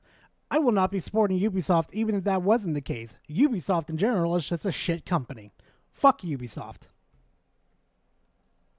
Gameplay of the first wasn't exactly my thing. I certainly will be buying and reviewing this, and I have no doubt that it will be a quality game at the very least. Other highlights of the show were more Monster Hunter Wilds gameplay, which I personally am somewhat excited for, Dragon Ball Sparking Zero, which I will definitely be buying and reviewing. There's no way to know if the gameplay will actually be good, because every time they've shown us uncut gameplay, there were certain little things that looked questionable, but they also showed off that it looks like the new story mode is going to have some kind of what-if system where you can make choices throughout the story to play. Sparking Zero, baby! Sparking Zero, baby! I can't wait for that fucking game. Oh, fuck. Gara's trying his best not to pre-order, chat. I'm holding back as much as I can. I'm trying not to break my promise, but Sparking Zero's got that spark of promise in it. Oof, feels so good. And God, if you're listening to me, this is totally on you if you want to make it happen or not. But when Synthetic Man buys this game, and I buy this game, and there's multiplayer, please let me find him in the lobby. Please let me fight him. Because I will beat his ass into the ground. I will make him fucking squeak woke. I will make him my bitch.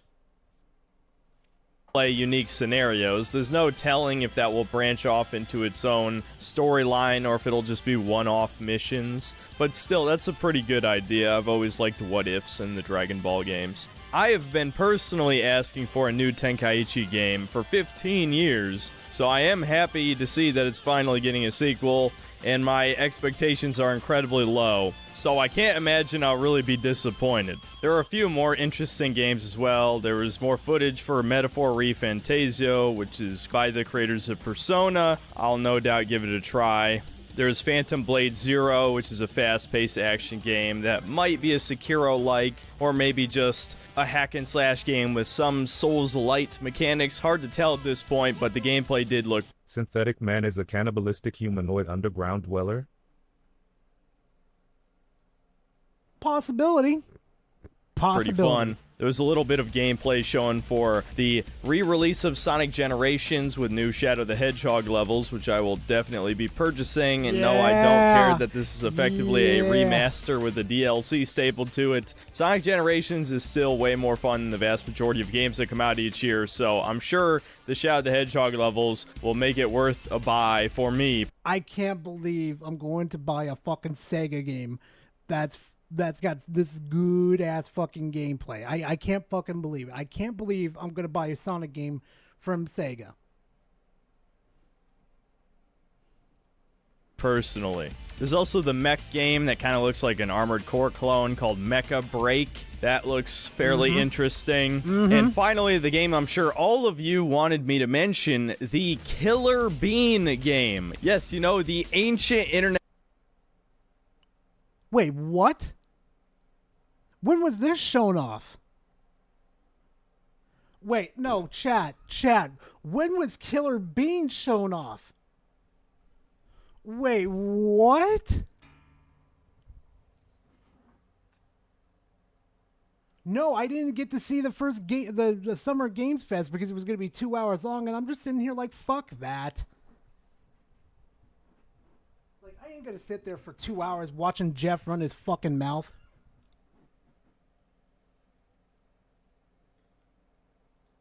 That meme, the Killer Bean animation. Yes, this looks like pure slop, like a streamer bait game, but I'll be honest, I actually want to play this at least. Who fucking cares? It's a spoof fucking game meant to be funny. I'll fucking buy it. I bought Saints Row the Third. I knew it was going to be fucking stupid and funny, and I bought it and I had a fun ass time. Bare minimum, I expect to be able to laugh at it, which is still Synthetic Man wants to be disappointed. Agree? Of course he wants to be. What else do you think that happens? He can't grift on his content if he can't, like Baldur's Gate 3. Everybody caught his ass when he was really in love with Baldur's Gate 3. Anybody remember that? And he tried to say it was woke. And he doesn't like woke material. Anybody remember that?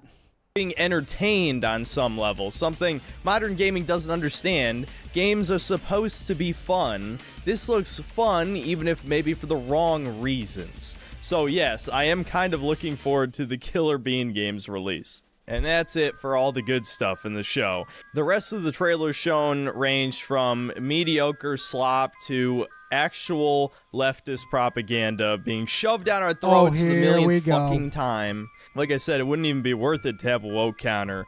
All you have to do is count the amount of brown female protagonists on screen. And trust me, it only gets worse.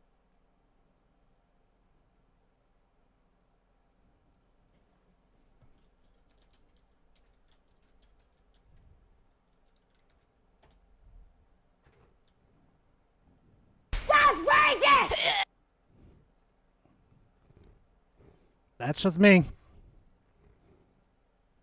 Worse from here. The other shows actually have even more diverse female protagonists than this. This fucking Stanley Parable guy is making a game where you play as a brown female barista who wants to be a great warrior, but she's stuck serving tea to people. I mean, what the fuck?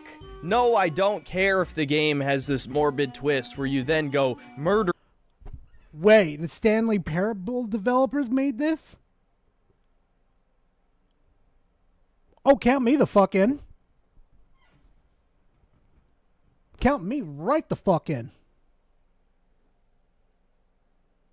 All the people because she finally snaps. So who cares? That would still be woke in its own way. Oh man, tiny. Oh, it's woke in its own way. Oh my fucking god. I get Killer Bean. This guy is a dud. Oh yeah, he's more than a dud. He's a fucking stump in the mud. Woman goes psycho and murders a bunch of people. And if it's not that, then it's just boring ass Animal Crossing-esque chore simulator. I don't care, man. And then there's the climbing. A person on the verge of losing their fucking minds? That's fucking interesting. I like that. Survival game, again, once again with a diverse female character. There is an indie game where you play as some Scottish dude leading an army, and they slipped in a black Scottish woman and thought we wouldn't know. Leading an army character. There is an indie game simulator. I don't care, man. And then there's the climbing survival game, again, once again with a diverse female character. There is an indie game where you play. That's your only fucking excuse for the climbing game. How the fuck does he look at these videos and not think to himself, that's a little fucking racist? Like, I have nothing to back it up, but that's a little fucking racist. How do you fucking live with yourself? Is some Scottish dude leading an army, and they slipped in a black Scottish woman and thought we wouldn't notice. And there was an Abby Zilla type character as well. Look forward to seeing more muscular women in the other showcases. There was even a character as well, Scottish woman, and thought we were a dude leading an army, and they slipped in a black Scottish woman and thought we wouldn't notice. And there was an Abby Zilla type character as well. It's fucking fantasy. It's not based on real life. Whoop-de-fucking-do. And it doesn't seem like they're forcing it down our throats either. What's your point? Forward to seeing more muscular. Here's an argument right here. I'm going to make you fucking piss in yourself middle of the night, Synthetic Man. Far as you know, that's a trans character. You don't know what it is. It could be male, female. You have no idea. Uh-oh. What are you going to do? Women in the other showcases. There was even a higher budget adventure game where you play as an Indian woman. Of course, they only showed like 3 seconds of gameplay, so I couldn't even really tell you what type of game it is. Oh, and we can't forget the blatant shilling of Alan Wake 2 once again. It's obvious Remedy is about to go bankrupt, so now a year later they're releasing physical copies of the game, and of course DLC. Yeah, they're not going to go bankrupt because it was diverting shit. No, because they decided to keep it exclusive on fucking the Epic Game Store and not release physical copies. That was a really bad fucking idea. And it bit them in the ass for that. Not my problem. It's their problem.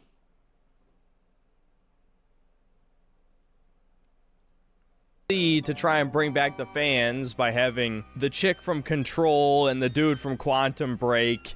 Do not fall for this desperation. Let Remedy die. They get what they fucking deserve. And even discounting all of the woke stuff, there were just so many games that nobody asked for or cares about on any level. Like the Lego Horizon Zero Dawn game. I mean... Oh no, it's bad because there's a woman in it. Synthetic Man looks like the average SBI employee. Apples, you're wrong for that one. Apparently, according to Synthetic Man, black female characters aren't allowed to exist in video games or it's entirely woke. Can we change the synthetic in his channel name to pathetic? Maybe Pathetic Man would be good. I like that idea.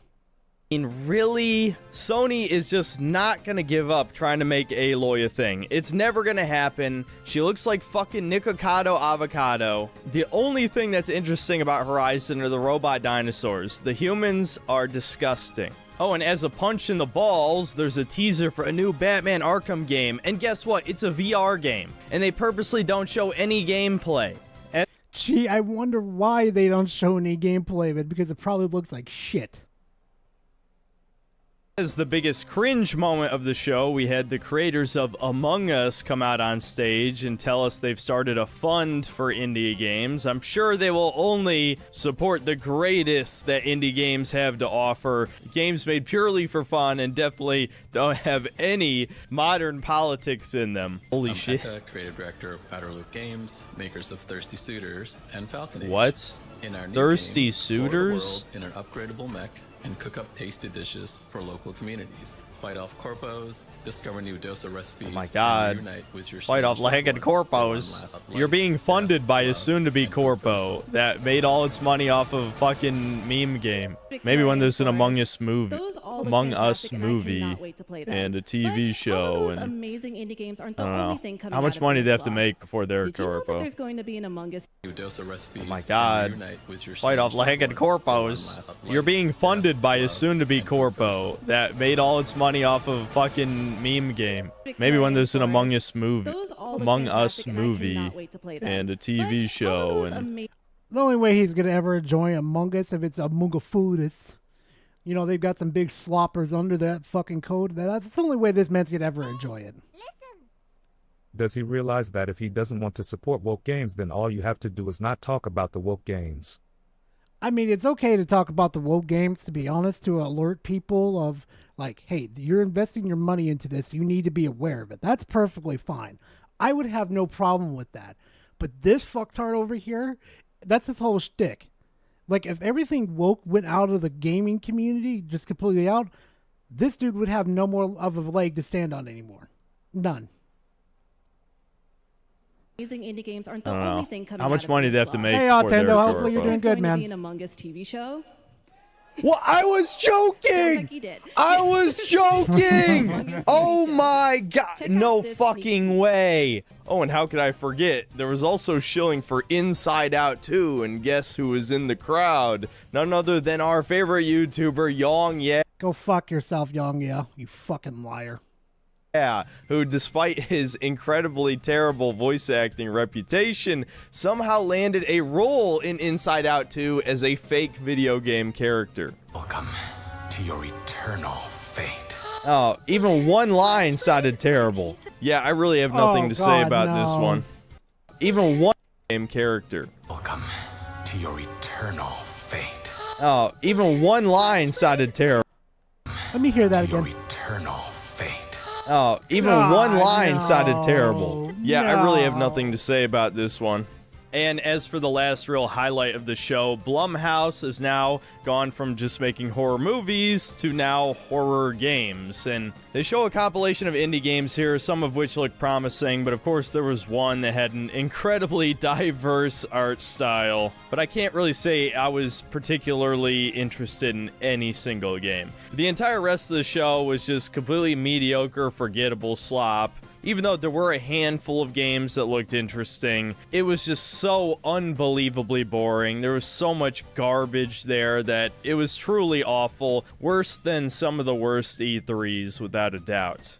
Now, moving on to the Xbox Game Showcase. This was probably the best one, but it definitely still wasn't good. Its greatest strength is that... Still wasn't good?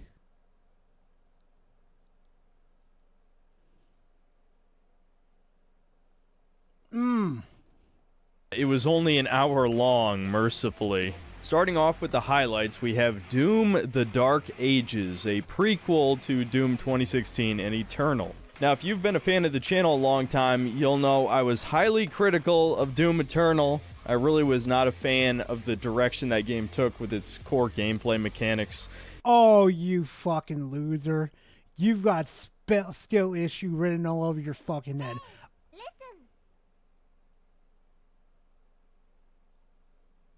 Oh, it's not going to read it out. You messed up, Spec. He fucked up trying to say, let Remedy die. Sam Lake had more talent in his finger than synthetic racist does in his virgin feudal loving ass. Fuck him. Oh, you're going to love that. Yeah, that's kind of true, though. I'll give you that one, Spec.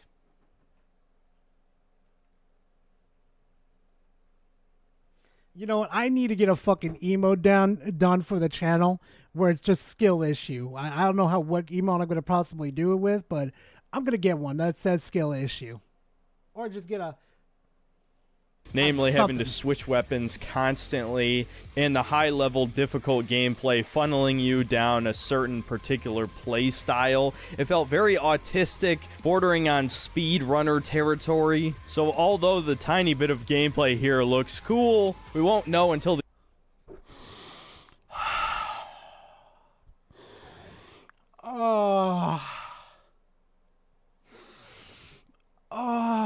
Skill issue. Nice and raw for the reaping. The game comes out if the devs decided to listen to some of the more casual players' criticisms of the game, or if they're going to try and please the cult fan base that has formed around Eternal's gameplay. At the end of the day, if it ends up being a quality game, I'll just admit it isn't for me, but I sure as hell will share my distaste in the review. The next game, I'll just admit until the game comes out if the devs decided to listen to some of the more casual players' criticisms of the game. Makes no fucking sense. You get into a giant fucking theme slayer mech and you get to fuck demons up. Or if they're going to try and please the cult fan base that has formed around Eternal's gameplay. Yeah, you bet they're going to fucking appease us, motherfucker. And you get to fly on a dragon too? How fucking metal is that? How metal do you have to be flying on a dragon? And not only that, that small dragon that you're flying on too? At the end of the day, if it ends up being a quality game, I'll just admit it isn't for me, but I sure... That small dragon has a bigger fucking being, a giant demon right here, is straight up ripping its mouth open and executing it. How fucking metal do you have to be? You have to be bad as to the bone to fucking be pulling shit off like that. Sure as hell will share my distaste in the review. The next highlight was actually a new IP called Expedition 33. Now, when I first saw this, I was a little... Talk shit, motherfucker. Talk shit, get hit. Say it with your whole chest so I can make sure you fucking feel it. Do it, motherfucker. A bit confused. The gameplay looked strange. I could barely even tell it was a turn-based RPG. But after giving the trailer... How could you not tell it was turn-based? First saw this, I was a little bit confused. The gameplay looked strange. I could barely even tell it was turn-based. Turn-based. Look, you have prompts coming up to tell you what to do.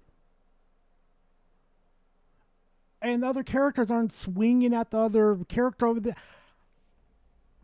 Tell me how you couldn't tell it's turn-based. Tell me how you are so fucking dumb.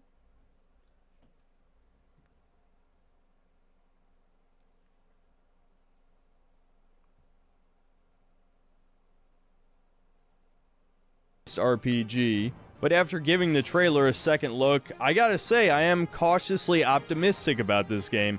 The first good sign is that there's actually an attractive female character in this, which is... Yeah, that's pretty fucking metal, bro. How to Train Your Doom... What is it, fucking Doomslayer? Fuck yeah.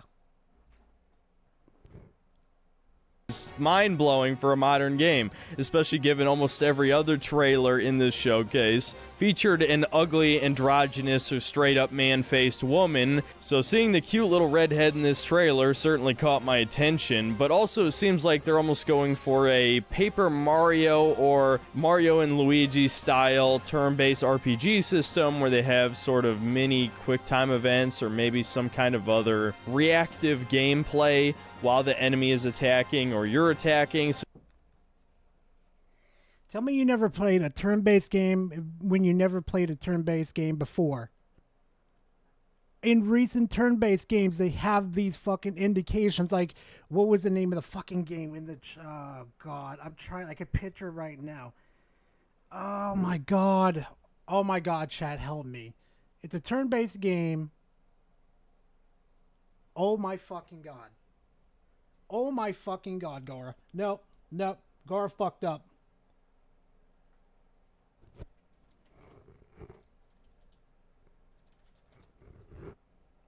Watch, it's gonna slap me right in the face as soon as I see it too. It's a Sega game. It deals with gangs. Come on, Gora. You love this fucking franchise, but you can't fucking remember right now? No, Yakuza. Yakuza Like a Dragon. In Yakuza Like a Dragon, they say have these same props that pop up to do extra damage. And you're Oh my God, tell me you don't play fucking video games without telling me you play fucking video games, you fucking grifter. You're not just picking your moves and waiting for stuff to happen. It's kind of hard to tell given how little gameplay was shown in the trailer, but I can certainly admire a Western studio calling back to the olden days of classic JRPGs, so I'm certainly willing to give this one a try. Then we have the Metal Gear Solid 3 remake, which I am surprisingly cautiously optimistic for. Although I certainly would not trust Konami on any level, especially seeing that they let Bloober Team touch Silent Hill 2. Yeah, I don't trust Konami either. I really don't. Especially with how they're handling the Yu-Gi-Oh series right now, Master Duels. I'm thinking about making a video on that. I am very displeased with Master Duels, and not for the simple fact about their ban list or what cards they're coming out with. It's how they're treating the game. I'm thinking about making a video on that. I have to admit, using Metal Gear Solid 5's gameplay mechanics Yes, I did, Henry. and reusing the original voice lines from the original version of the game, it actually looks pretty good. Again, I'm not going to tell people to go out and pre-order it, but I did like what was shown. Oh yeah, San. The way they treated the Metal Gear series after, after Survive, I quit. I said, go fuck yourself, Konami. No, how fucking dare you do that? Here. A game that some of you will likely be excited for is the Age of Mythology remake. Although I don't play RTS games, this one looks like it's untainted by modernity. So, Oh my god, chat. I don't know if you guys were there when Minxie saw this, but she lost her fucking mind. Back to back. Like, this came on first, and then Perfect Dark. Oh, her little kitty heart, she was palpitating too quick. She just flatlined right there after she saw all this. It was fucking funny, chat. Like, y'all thought me creaming my pants over Mecha Break was bad? She had it worse. to speak. No race-swapped gods, just kind of looks like a fun game if you're into that sort of thing. Stalker 2 was the next game that looked pretty promising. A lot of people are definitely excited for it, and the gameplay looks solid. The only thing that maybe was a little bit of a red flag is there is randomly a black guy in Ukraine. So I don't know if that's a sign that Zelensky himself or his goons got their hands on the game studio, or if the devs are doing this as a fuck you to Russia. Maybe he's a legitimately well-written character with an explanation how he ended up there. Fuck Russia. I guess we won't know for sure until the game releases, but his presence certainly stood out to me. And for the final highlight of the show, we had the movie was a little bit of a red flag as there is randomly a black guy in Ukraine. So I don't know if that's a sign that Zelensky himself or his goons. I fucking knew it. I fucking knew it, he said. He can't help himself. He can't help himself. Bro. I got a meme idea.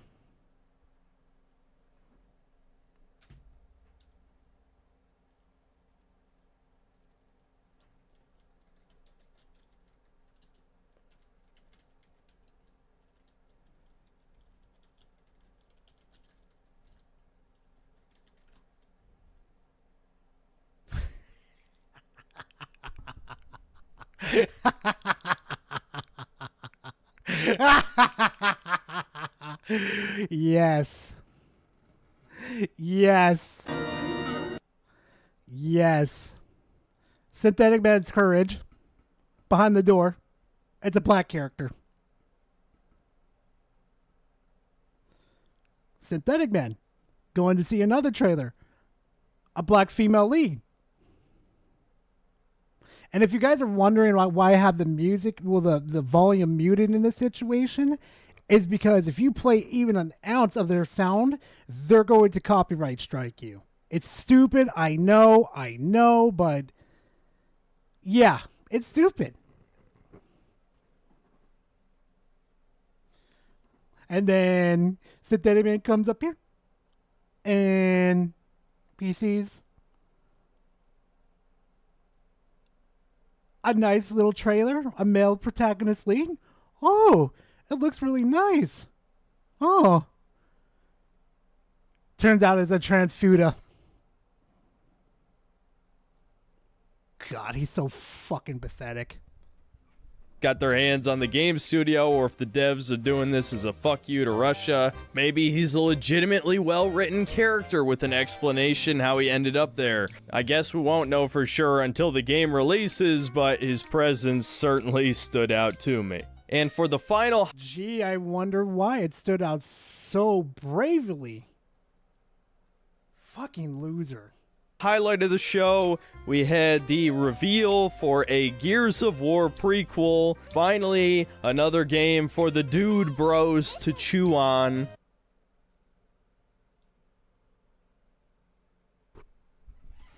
Oh my god, DSP made history. The fool just watched.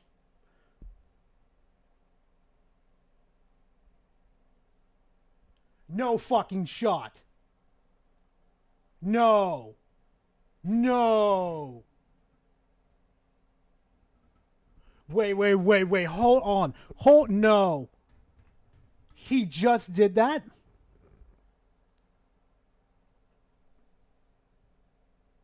No fucking shot. Nah. Where am I looking for this DM?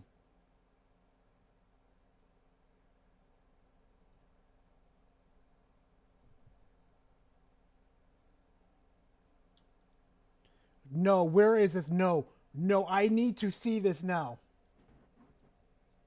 No fucking shot, because I need to send this to Chris and Minxie. Twitter.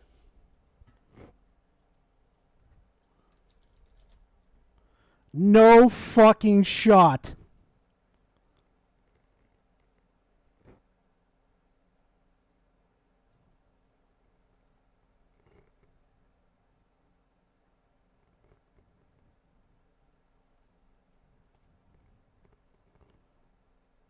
Bro, where is it?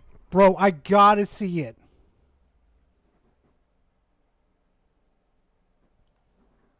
On Twitter?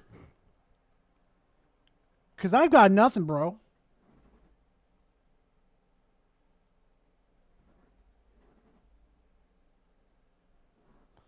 Hold on, chat. Let me pull the curtain down just to be safe real quickly. Just to be safe, because I don't want to fucking scar y'all while I look on Twitter. Y'all know how Twitter is. Y'all know how freaking crazy it gets on Twitter.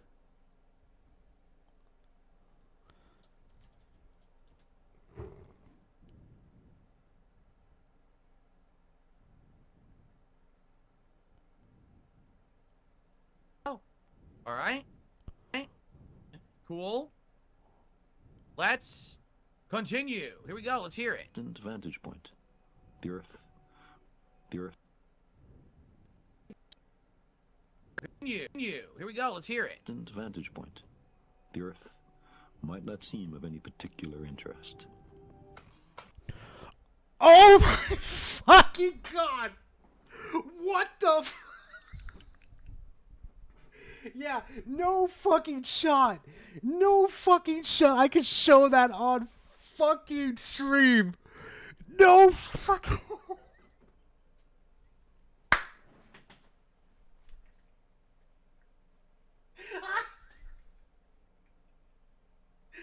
Oh my god. Yo, somebody send that to Alex. Somebody send that to fucking Alex. Don't no. No.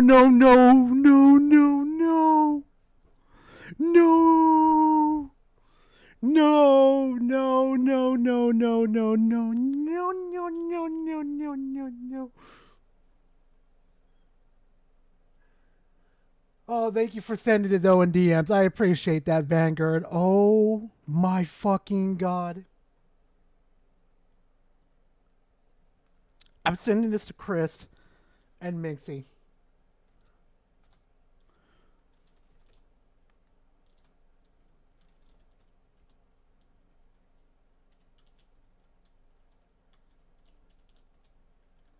No fucking shot.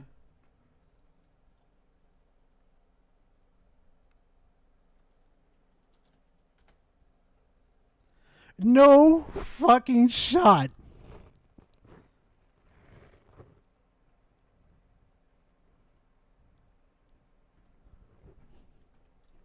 No, I'm retweeting this.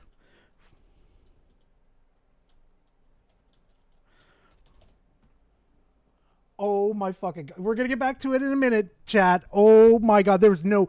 I wish I could show you guys, but oh my fucking god. Nah, if Phil doesn't get banned off this, I'm going to be shocked. If he does not get banned, oh my god.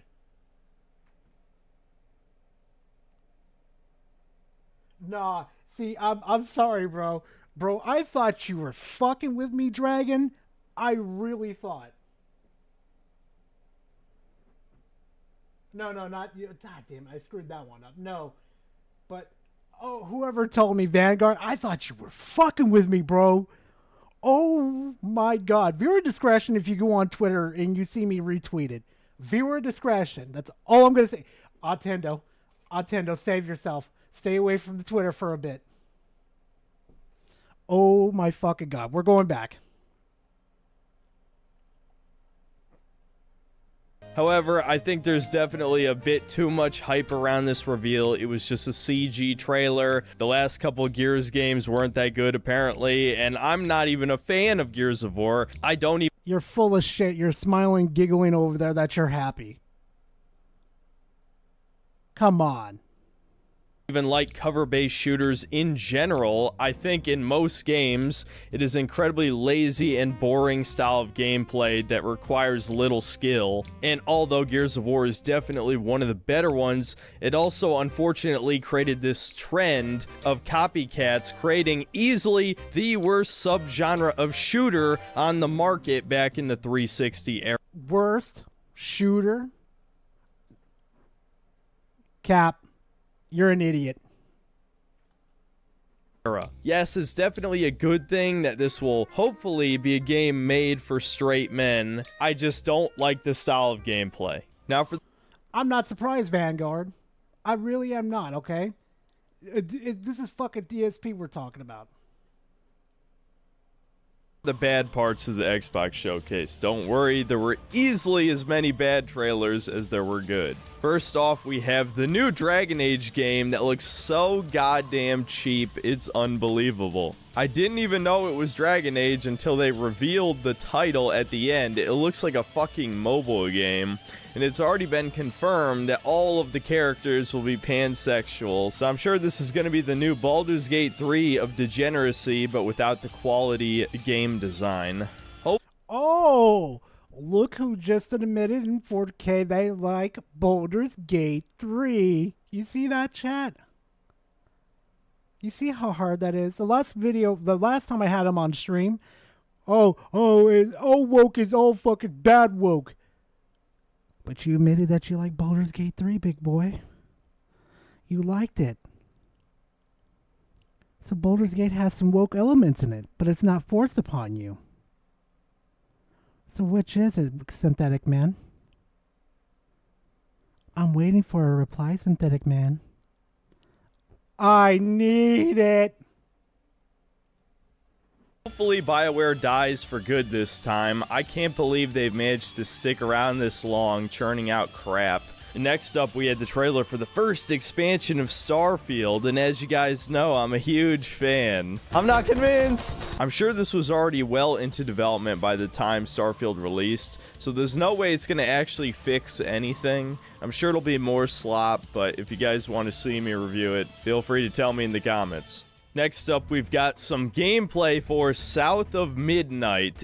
We have to pay reparations, so every white person here has to pre-order the Mega Ultimate Edition of this game. It's the only way we can erase our white guilt. Am I right, Redditor? And of course, it looks like a cheap-ass middleware cash grab. I find it hilarious. That's what okay, the only problem that I have with this game is the storytelling and how fucking where it just doesn't make sense. You're fucking telling me. Let me see if I can get the fucking crocodile. This was the first uncut gameplay we got to see during the Xbox Game Showcase because they knew they had to show a little bit of gameplay to fool some people into thinking this is a real game instead of a propaganda piece. And of course, it just looks like slop. Blah blah. For not wanting to buy blah. So this is what pisses me off most about this game, chat. Bam. I want you to listen to this very carefully. How in God's name does a bell stop a giant fucking crocodile from getting into the water, eating that fucking fish, and then eating her next? Can anybody explain that to me?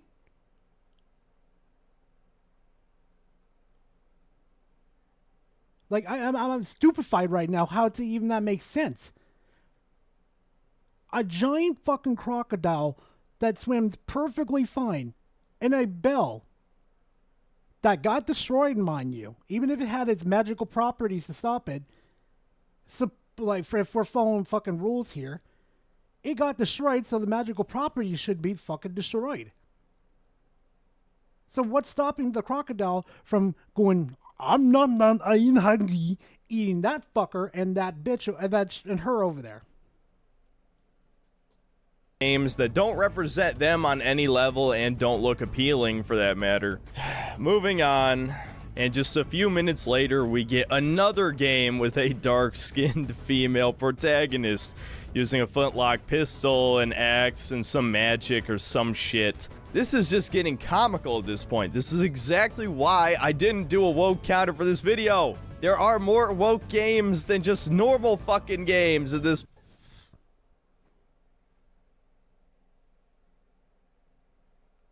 Okay. It looks cool though. But your only complaint so far is because it's a black female lead? Huh?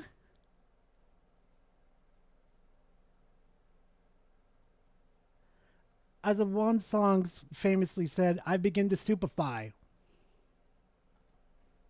Point by a considerable margin. These devs could have made some charming cult classic middleware game. Instead, they gave into the corporate funding and now the game's gonna bomb. I don't want to get too edgy in this video at the risk of getting banned, but at what point do we as a collective have to realize that voting with our wallet is not enough because these investment firms effectively have unlimited money, especially if they're... No, they don't. Money's not unlimited. Go look at Disney's Synthetic Man. The money's not unlimited. Disney is fucking bleeding. Used to be the top dog in their own industry, but look at them now. They're bleeding out like a carcass on the side of the road. Like the old saying goes, the bigger you are, the harder the fall.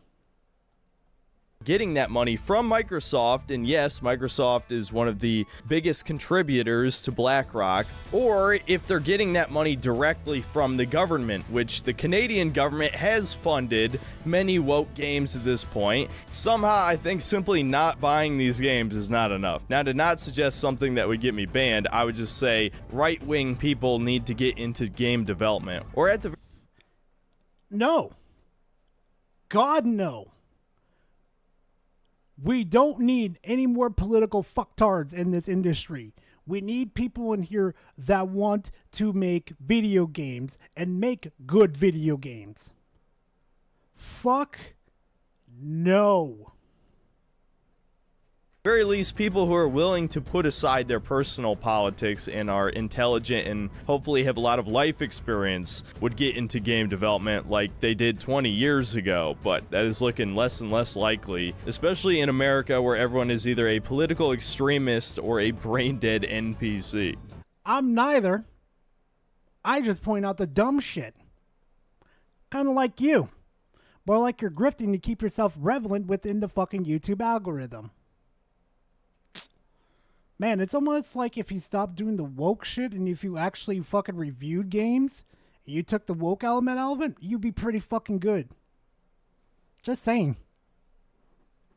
Anyway, the next terrible trailer was for the Perfect Dark reboot. And just like the Dragon Age trailer, I couldn't even tell it was Perfect Dark until they revealed the title. And Crystal Dynamics, famous for having shrunk Lara Croft's magnificent breasts, have now given Joanna Dark a massive fucking man jaw. Imagine my shock. Honestly, I don't even care about the gameplay they showed here. It looked pretty fucking generic. With the coolest moments being special abilities that just give you aimbot, which have now given Joanna Dark a massive fucking man jaw. Alright. See this chat right here? You see how her head's kind of tilted more? So she has more of that feminine look from her? You know how she's kind of keeping her head up, trying to, you know, show off a little bit right there? You notice how the art style is fucking different? More of a man job, more like you're a fucking man job that should have been yeeted into the ether. Imagine my shock. Honestly, I don't even care about the gameplay they showed here. It looked pretty fucking generic. With the coolest moments being special abilities that just give you aimbot, which is probably my least favorite FPS ability. And yeah, I don't know, I just can't care about this because I already know it's gonna be woke as fuck. It doesn't even look anything like perfect. So you've Haven't seen any woke elements yet. You're basing this off your own biases. And you have nothing to show. Oh, I need to start covering synthetic men in my videos more now. God, this dude's such a fucking loser. Dark. Just let this game be yet another reminder that if you're begging for a reboot, a remake, or a sequel of a beloved old Don't get this stuff. He needs to shut up. Yeah, he's one of those people that need to be removed from the industry. franchise, that modern gaming will absolutely ruin it for you. Then we got a trailer for a But that's not but Logos, that's not a trans person though. That's actually based off of a model. See, here's the thing, Logos. Here's the big thing though. The difference between me and Synthetic Man is he's against everything that's woke. He hates everything that's woke. Even though previously, before the gaming industry became big, before everything got mainstream, there was woke elements done into our media that were very well done. I mean, very well done. But now, the thing that I'm against in this little culture war that's going on right now is the shit that they're trying to force onto us. Like Suicide Squad. That had a shitload of that in there, where it's just forcing it upon you. That's the type of shit I hate. Now, if they want to do a trans character, but, you know, the person's really fucking awesome and shit, they don't force, like, oh my god, you shouldn't, I'm a ma'am, not a sir. And then the character's a badass fucking character, and they just don't push any of that woke fucking element on you. And they mentioned, like, they fleetingly mentioned, like, in some lore or something, about the person being, like, used to be a man or a woman, whatever the fucking case would be. I wouldn't have a problem with it. Big fucking deal. It's not the main focus of the fucking game. That's the problem I have with fucking the culture these days. They want to force shit upon you. Synthetic Men? No. Fuck this woke shit. All of it's bad. Even though it's been there before. Fuck all this woke shit. Diablo 4 expansion that doesn't even look like a video game. It's just right there. Right there, Kenneth. Right there. Exactly. Just a short film of an Asian woman crying and screeching. Oh, that'll definitely sell me on your game. Then we get another CG trailer for the Fable reboot, remake, sequel, whatever. We get to see more of the absolutely disgustingly hideous protagonist. The villain is also a woman, which is just great. We get to see more of the absolutely disgustingly hideous.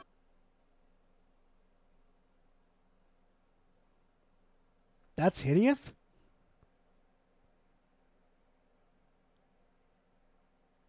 That's hideous.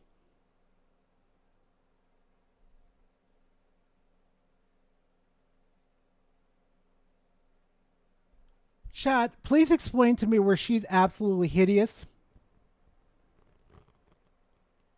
compared to the previous trailer.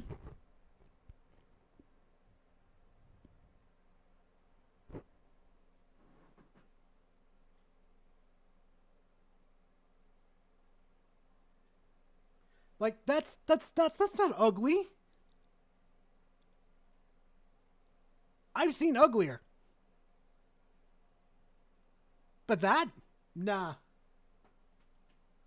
Protagonist. The villain is also a woman, which is just great. Even the retired great hero has like a bloated face. Nobody's allowed to be attractive in this universe. Look, man, I just don't want to play ugly games. I don't care that I can make my own protagonist. I don't have to play as the woman, obviously. The game is just promoting ugliness in general. I don't want to play an ugly game. Is that so bad? I think we all know it's going to be shit anyway. So, moving on. Then we get a trailer for Mixed. How do we know? We don't know yet. I hope Fable comes out and it's really fucking good and shuts Synthetic Men right the fuck up.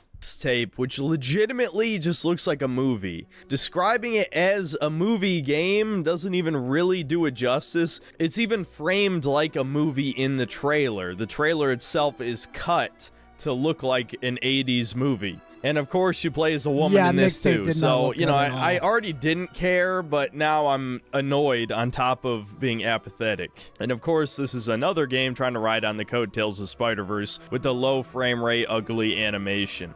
As if I needed another reason to not want to play it. And you might be surprised to hear me even mention this next game, but Flight Simulator 2024 somehow managed to slip in propaganda.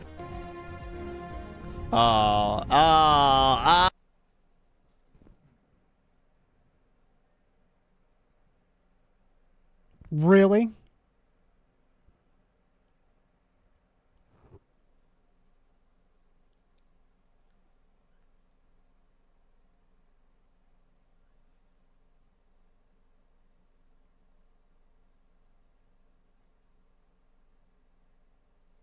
No, no, I'm done. No, no, no.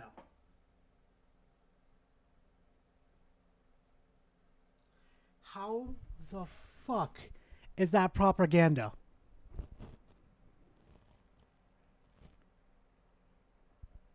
Somebody in chat play devil's advocate for fucking Synthetic Man. Please.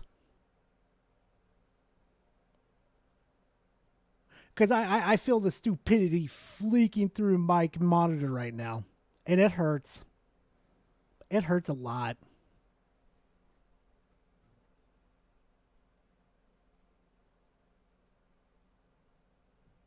A woman even... We're really starting to reach peak Clown World levels, aren't we?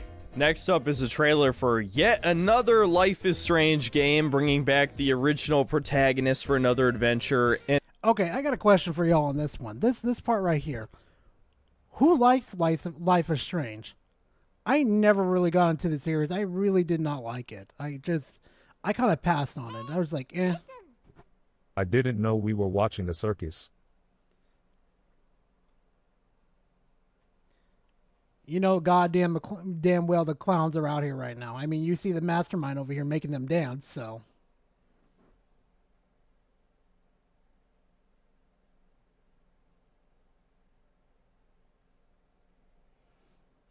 I'll never understand Synthetic Man. And this new art style just looks ugly, honestly. And I don't even care about these games outside of my stream chat just begging me to play them because they have nuclear levels of cringe and usually some political propaganda. If Synthetic Man audience members are within mine right now, keep doing that to him.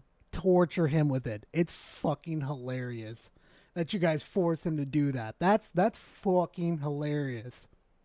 You bully him into it. Alongside it, so even though I'm sure it'll be dog shit, I'll probably end up streaming this at some point. Then we had a trailer for the new Indiana Jones game by Machine Games, and may I remind you that Machine Games made Wolfenstein 2: The New Colossus possibly one of the most woke games ever made. It was far ahead of its time at release, featuring racism, miscegenation, bizarre female supremacy / fetish content, glorification of communism, and somehow managed to make the Nazis look like the good guys. So, say it again, motherfucker. Say it the fuck again. Say it with your fucking chest. Possibly one of the most woke games ever made. It was far ahead of its time at release, featuring racism, miscegenation, bizarre female supremacy / fetish content, glorification of communism, and somehow managed to make the Nazis look like the good guys.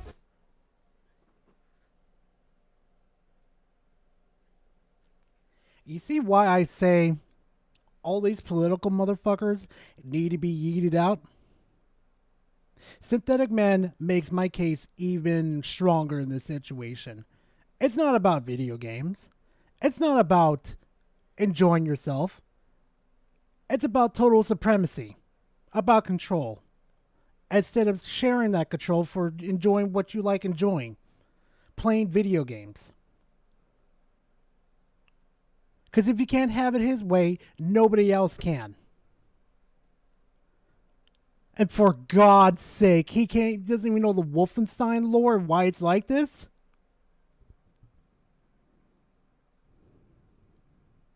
Tell me why you're just a piece of shit. So I expect much of the same from this Indiana Jones game, if not worse. No doubt the female character will be the real protagonist, will save Indy on multiple occasions, and will be better than him in every way. Already this dialogue looks... Really? She pulled a smart move on them. Just showed how incompetent on multiple they were. occasions, and will be better than him in every way. Already this dialogue... How? Indy, no doubt... If she was supposedly better than Indy in this situation, she would have got rid of all these Germans by herself without the help of Indy.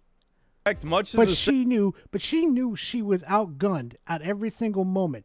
So what did she do? She used her brain in this situation. The Germans in this situation are hyper-focused on Indy, thinking that he has the rock.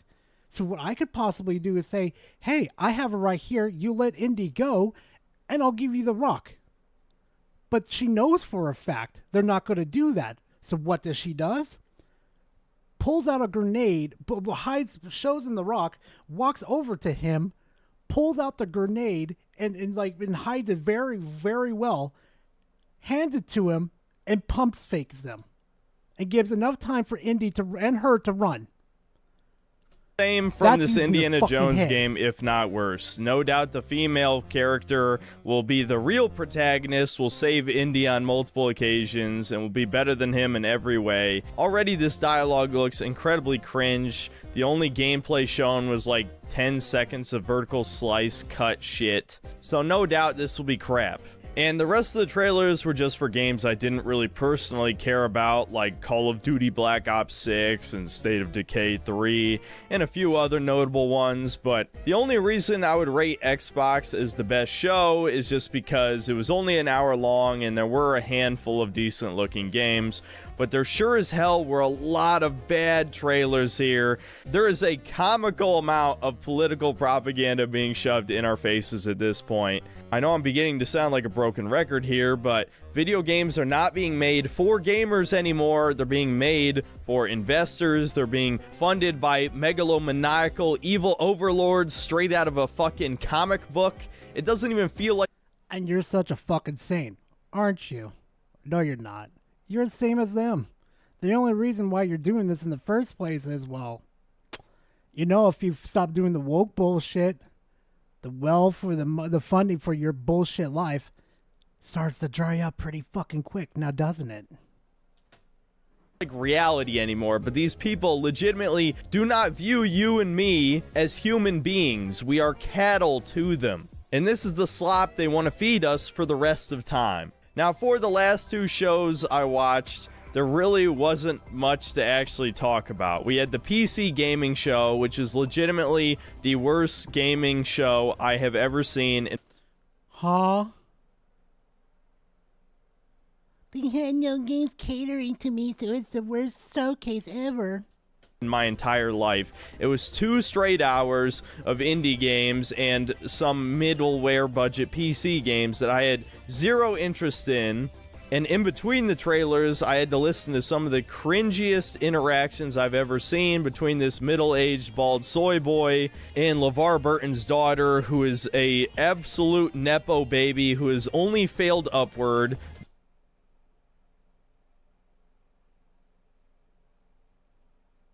What the fuck is Nepo?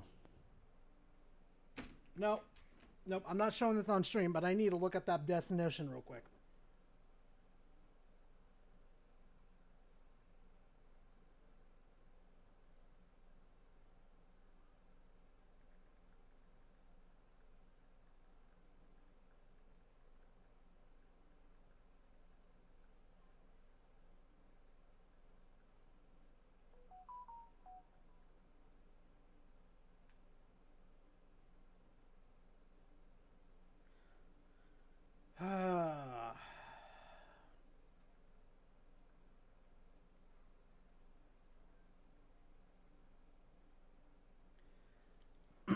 Cortana, what is Nepo Baby?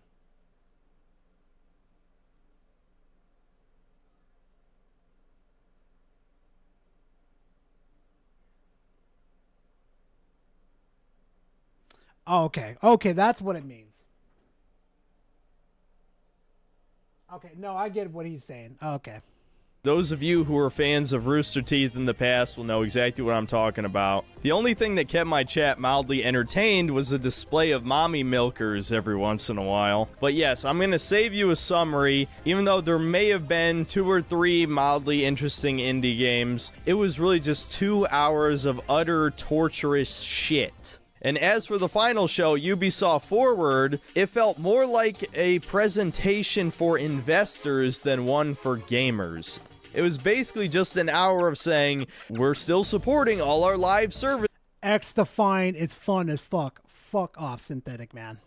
games, make sure to buy all the DLC and the microtransactions. Until we get a new 3D Rayman game, I don't give a fuck about anything Ubisoft could have to show me. There were only 2 real games shown worth discussing here. The first one being Star Wars Outlaws, which took up about a third of the show on its own. And look, man, I was never a big fan of Star Wars. Yes, I like the original movies, of course, and I grew up with the prequels, but I acknowledge that they're terrible movies. I just kind of like what they did for the Star Wars universe, but I have no personal attachment to Star Wars. Yeah, no, I ain't buying any fucking Ubisoft slop. Sorry.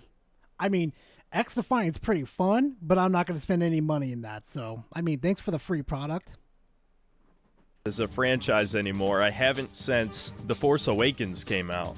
And it's already confirmed that this is going to be another open world Ubisoft game full of their usual slop content, with incredibly basic stealth mechanics, generic third-person shooting, probably terrible quest writing, and of course you have to play as this Goblina woman, who is yet another victim of modern politics, having her face being stretched into this gross androgynous creature, all to not offend the cult of autogynephilia. So yes, I have absolutely zero interest in this game, despite them showing off like 20 minutes of it. I don't really have much to say because it definitely didn't look Let me interesting. watch that gameplay real It feels quick. like Hold a on, game hold on a I've already not offend the cult of autogynephilia. So yes, I have absolutely zero interest in this game, despite them showing off like 20 minutes of it. I don't really have much to say game's because gonna it be shit. definitely didn't look in.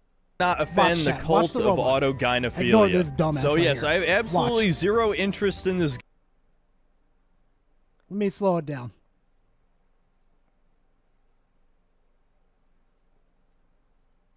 game, despite them showing off like 20 No minutes damage of as registry? it. Look at that. I don't really have much to say because it No. definitely I'm not- didn't no. look interesting. It feels like a game I've already played like 30 times before. The only moment that caught my attention is when they unintentionally shit in Bethesda's mouth by showing you flying from space directly onto a planet with just a short fake loading screen, which is 10 times better than having to watch like the 3 minimum just to walk on a planet in Starfield.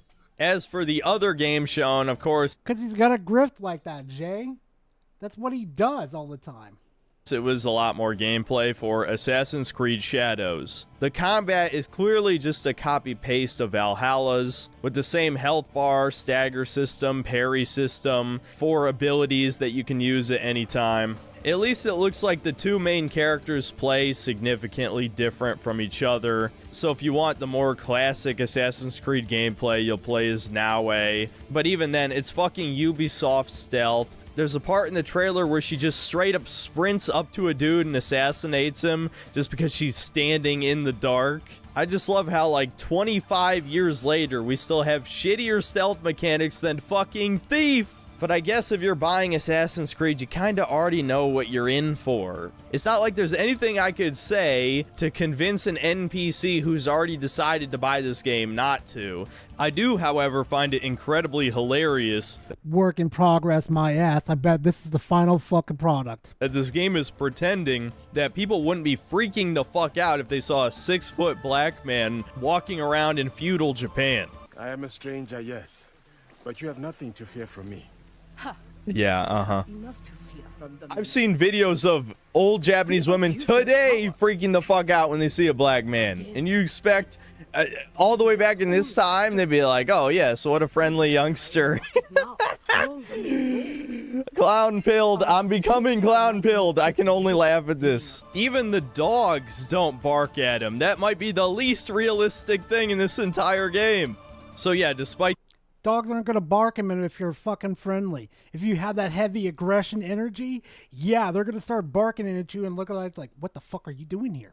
Get the fuck out of here. Mr. I pretend I know fucking everything. What a sad sack of shit. The massive backlash to the trailers and this being an obvious copy-paste job of previous games, much like most of the other Assassin's Creed games, I'm sure this will somehow manage to sell millions of copies because the average consumer has such embarrassingly bad taste. They will buy the same game over and over again. Alright, let's just move to the conclusion. Ubisoft show sucked, obviously. Still not as bad as the PC gaming show. Xbox One, not that that really means much. If you're wondering what I thought of the Sony State of Play, it also was kinda terrible. That fucking Kinda terrible? Kinda terrible? Concord game. It looks like the most designed by committee shit I've ever seen. Guardians of the Galaxy character design and humor plus hero shooter equals some of the worst cape shit millennial garbage I think I've ever seen in my life. Luckily, that bit of Monster Hunter Wilds gameplay and the Astrobot game surprisingly looked good, but yeah, the show was pretty weak. At least it was only like 35 minutes. So, is this the worst E3/Summer Games Fest of all time? Yes, definitely, without a doubt, dude. There's been worse. I don't know what the fuck you're smoking, dude. But there was an E3. You know what? I'm going to look it up. Hold on. Let me see what E3 it is, because I want to show you guys this one. This one was fucking terrible. Worst E3.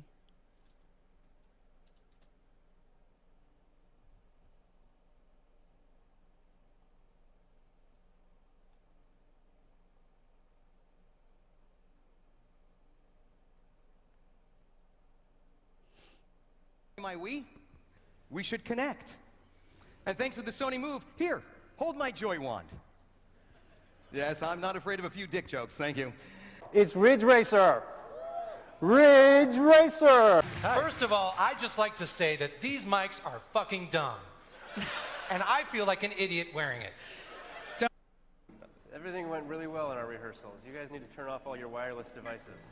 $599 US. You can call $599 US. Anybody remember that E3? Jesus Christ.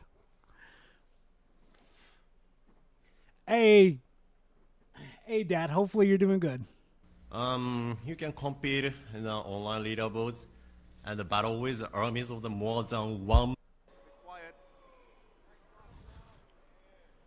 We will start over. I remember that one.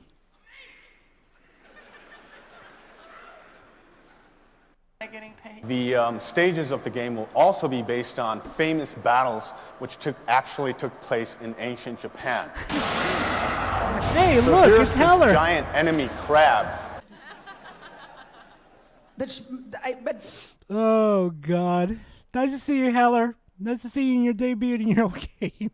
I want to repeat myself every single year, but I truly miss the presentation cringe of E3. And No, wait, what, Dad? He's gonna buy a Series X? That gives me a couple ideas. I miss genuinely huge game reveals that everyone was excited for. I get the feeling that most hardcore gamers like myself have simply stopped playing new games and they just play old games, and I really wouldn't blame you. Honestly, that's the best advice I could give you. If you haven't completely given up on this hobby, just play some of the greatest games of all time in your backlog. They're better than anything that releases today, no matter what lefty shills will tell you about indie games. They're full of just as much, if not more, propaganda. Yet, indie games have been outclassing the AAA this whole fucking, 3 to 4 past years? Nah, Nah, see, what I tell you, fam, right now, what you should be doing right now is keeping an eye on the indie market and playing your old games, your old retro games in your backlog. Go enjoy yourselves with like some good fucking games. Don't play the fucking AAA slop. Trust me, you're not going to miss much. And if you're so curious as to what they're doing with their game, wait for some gameplay. Wait for the fucking Let's Players to go ahead. You know they're going to waste their money. And they'll probably appreciate your review too. So trust me, you don't have to pre-order this shit. You can wait. You ain't going to miss much. Than AAA games because they're actually made by leftists. They insert their ideology into their games. They just can't fucking help themselves. That's exactly what my last video was about, so I'd recommend checking out Sincerity is Dead if you'd like to see how a Morrowind clone somehow managed to fit in communist propaganda and LGBTQ shit and a complete lack of any player choice and horrible gameplay, and honestly that game was just bad on like every level. Sure. If you don't want to watch that video, the takeaway from that is don't play Dread Delusion. But yeah, as my apathy grows toward the gaming industry, I find it hard to truly rant about how bad all these shows were. Honestly, the worst part was just wasting 6 hours of my life watching them. There's really no point in watching the live shows. You might as well just wait until they're over and then watch the few trailers for games that look interesting, and you'll save yourself a lot of time and energy. Sparking Zero looks so fucking good. Please God, let me find Synthetic Man in multiplayer mode. I will square his ass up. All of these idiot tourists and gaslighters who always say that I'm being hyperbolic when I say gaming is dying or gaming is dead. I mean, did you watch the show? This is supposed to be the biggest gaming showcase of the year. The replacement for E3. This is what's supposed to get us excited for the future. And guess what?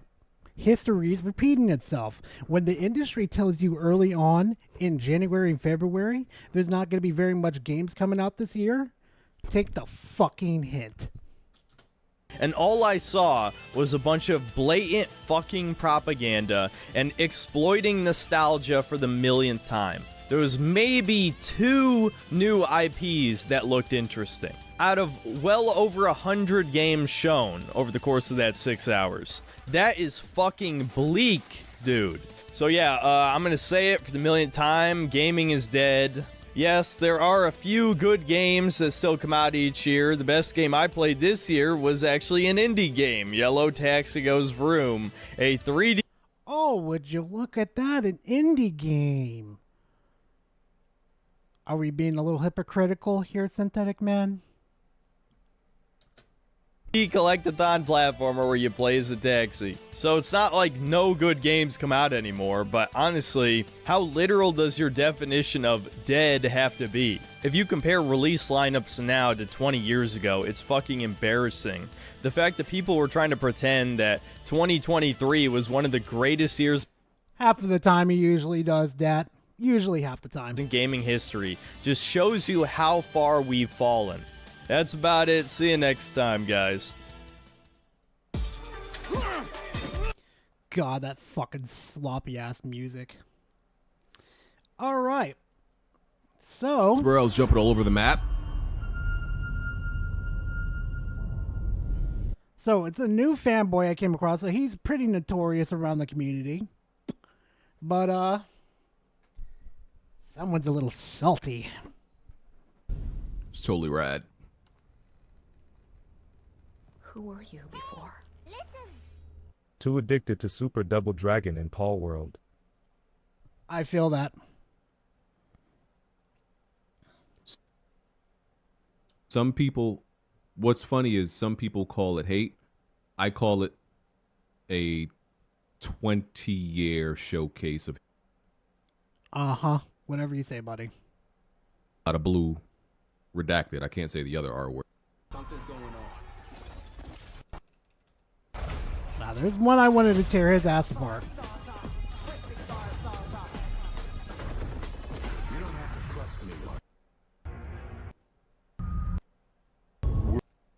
They love that word.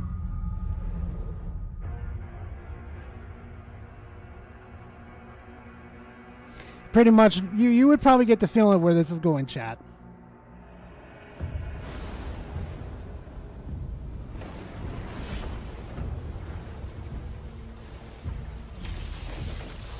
This has got to be Doom. Uh-huh, it is.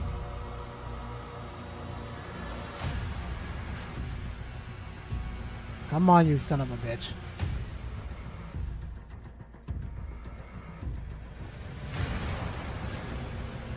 Definitely Doom. Come on, put a little more personality into this. PC gamers are about to blow their load. Oh my god. Yeah, there it is, right there, PC hate. Yeah, we blow our load over this shit. You better fucking believe it. PC gamers are about to blow their load. Oh my god. It's such pure gameplay. Yes, you know, it is. Doom is just a game of games, man. It's Yes, it fucking is. just it's a game for us. We love it so much. Look at my Yes, it is. Oh, God, yes, it is. Oh, you feel the adrenaline coming in when I rip that demon's fucking face off. frame rate and man, you know, it's just I bet you're the same fucking peasant. When you finally get to 120 frames, you're going to be bitching at us with, oh, God, look at their 600 frames. They think they're so superior.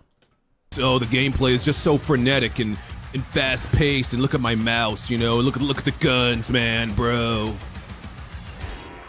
PC gamers think this is the greatest shit ever made. Oh, look at the Yes, it is, and there ain't shit you could do about it, too.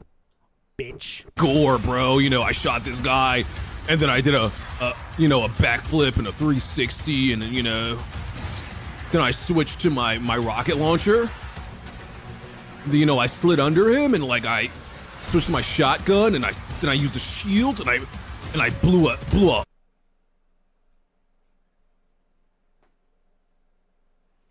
Ooh, really? All right. You know what? I'll do this real quickly. So, chat, should we keep going on this one because it's not going to last too much longer? Or should we do the recommendation from Devastator? What do you guys think? 1 for continuing this, or 2 on Devastator's recommendation? I'll let y'all pick.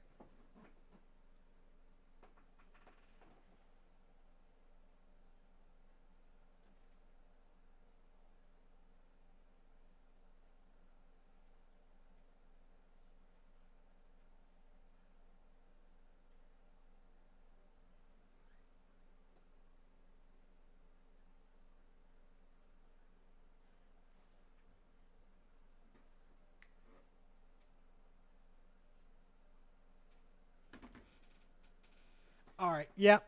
Okay. Nope. This one won. We'll do that one next, Devastator. A huge fucking hole in his stomach, bro. It was rad. Hell yeah, it was, brother. We left that giant hole in his little fucking stomach. And we made him quake in his little bitch pants. And made him tell him, like, yeah, we're the pit master PC race. We're so much better. Much faster. We're much better and faster than all of you. Get the fuck over yourself, dude. We only do it as a joke just to piss off you fanboys.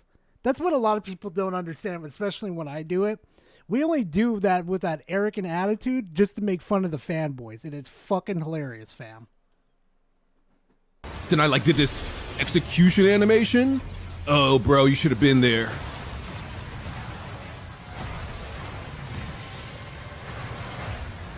He was riding the dragon. That's kind of fire.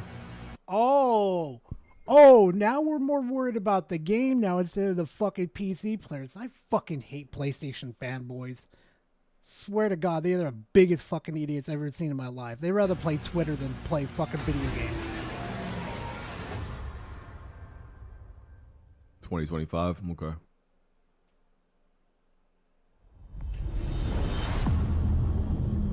Bro, my FPS was at 150. I had to turn reflex on. I was moving so fast, bro. I was jumping all over the map.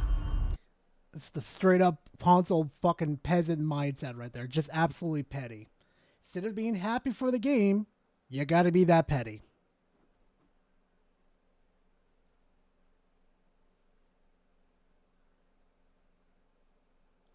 Alright, pulling up the thing Devastator wanted to do, guys. Wait, what? I think I know this guy. Hold on a second. No fucking cap.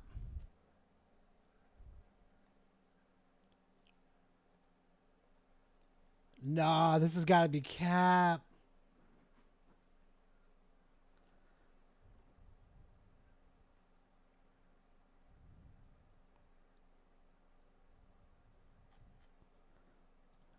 Oh, we get it. Oh, we get it. 168 characters in Dragon Ball Sparking.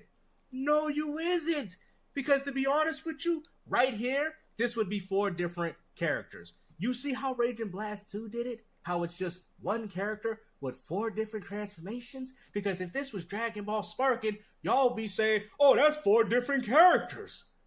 I mean, come on, man. Dragon Ball Sparking is an... Wrong. If you watch the fucking gameplay, you see the characters transforming. Meaning there's no reason to put them as a character slots. And to waste a character slot. Absolute embarrassment to the Budokai Tenkaichi series. And as much as you people want to say, oh, we got so many unique characters. The last time I checked, there was about 20 to 30 Gokus, 20 Vegetas, one with a halo, one without one. Come on, man. Y'all capping for this game, man. Rhyme style, everybody. It's about time we start bringing the truth and awareness to this game, bruh. Y'all didn't even get first form Cell, let alone first form Frieza. There's Cell. We got them in the game anyway. They just haven't showed them up yet, bruh. And y'all still capping for this game, man. Y'all like, whoa. Y'all didn't even get Z Brawly. I guarantee they gonna be charging y'all for everything. Didn't even get Z Brawly? Z Brawly's in there. Oh my fucking god. Nah, this dude's gotta be fucking... Nah, he's gotta be trolling, chat. He's trolling.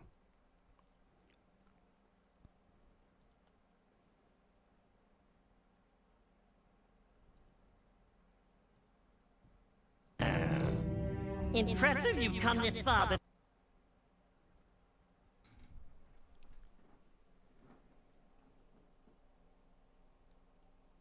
Nah, he's gotta be trolling, chat.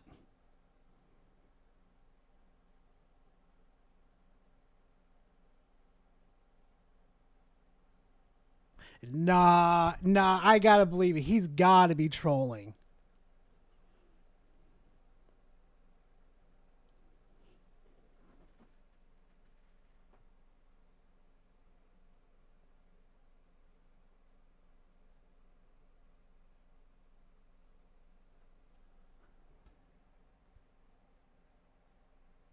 Nah, he's gotta be trolling.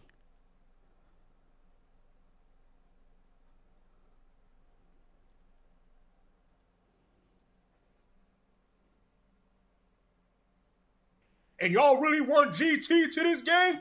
You know what? They probably thinking like, you know what, man? Let's listen to the complaints, man, because we probably can charge them a little bit more for those. What is wrong with you people? They weren't even Vegito. Oh, we got Gogeta, though. We got Gogeta, though. Where's Vegito? Where's all the... No, it's either he's fucking ignorant as fuck, or he's trolling. Sparking Zero Fusions.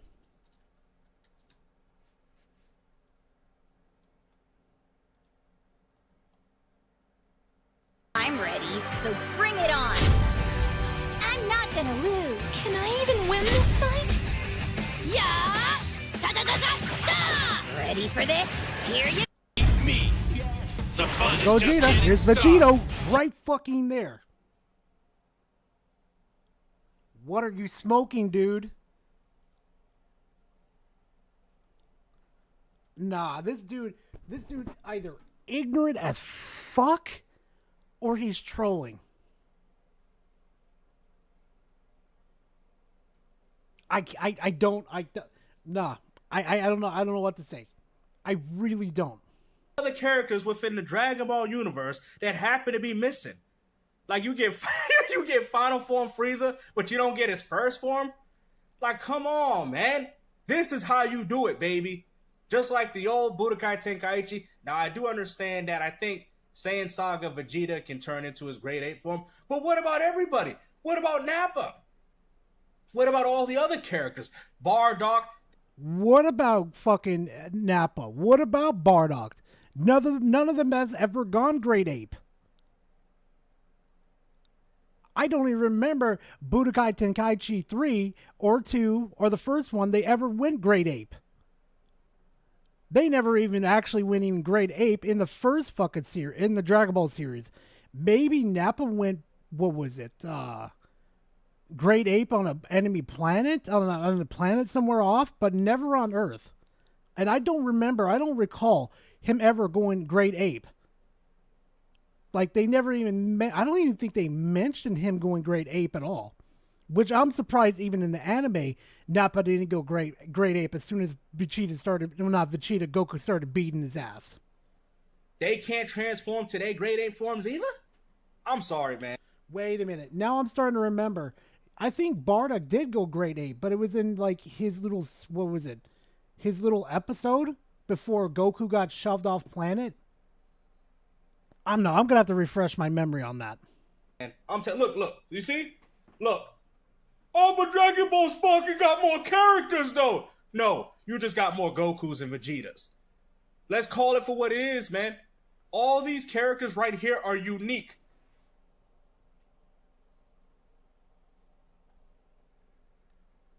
All these characters are unique. Boyo. Boy, what does Kiwi have to that's so fucking special? He's just a fucking grunt. Gee, thanks Bandai for wasting a character slot. What the fuck is Chatsu gonna fucking do in a fight? Seriously, is he gonna blow himself up? Yay? Now I get it. There's a few repeats, man. I'm fine with the repeats. But come on, man. Now you're fine with the repeats. I smell a fucking hypocrite, chat. So tasty. We had a base form Goku with a halo on his head, when all that would have been in this game is a custom item. Look how they do it in this game. So much better. All these characters are unique, and the funny thing is, where was Kid Buu? Where was Buhan? Where's the different variations of Buu? Bruh, you know what? Maybe they're saving it for the game. Maybe they just want to show off, like, they don't have to show off everything to, oh my god. I don't think he understands fucking hype. Man, I'm gonna take my glasses off, and I'm gonna sit there and tell you, just like what Goku told Frieza, I'm gonna slap some sense into ya! Because this is getting out of hand, bro. Matter of fact, I don't even think I seen Teen Gohan. And y'all sitting there, oh, it's a good game, though.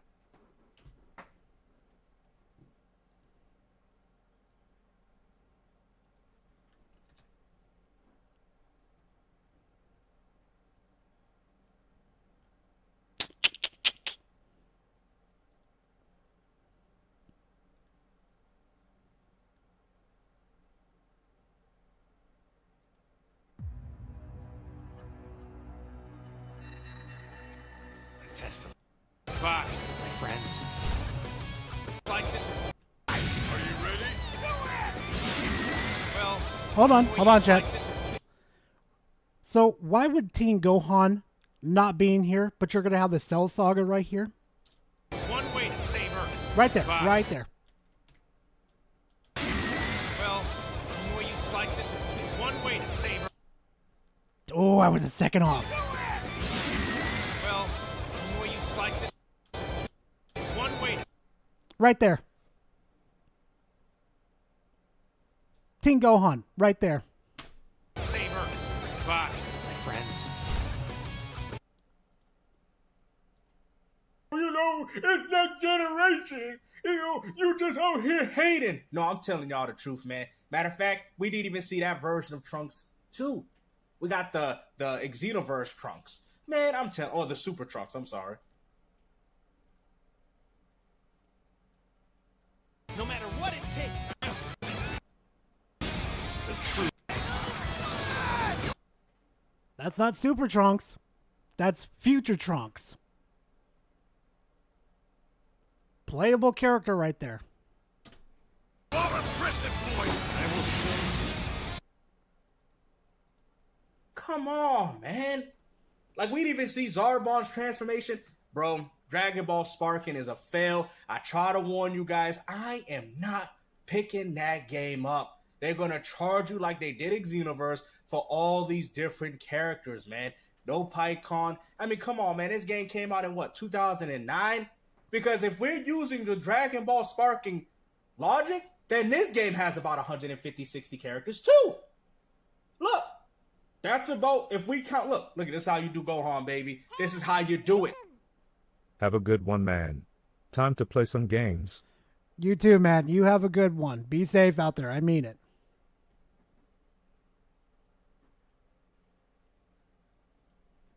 I guess all these are different characters, guys. All those, the ones that got one character with 3 to 4 slots. Oh, look at that. That's 2 different characters.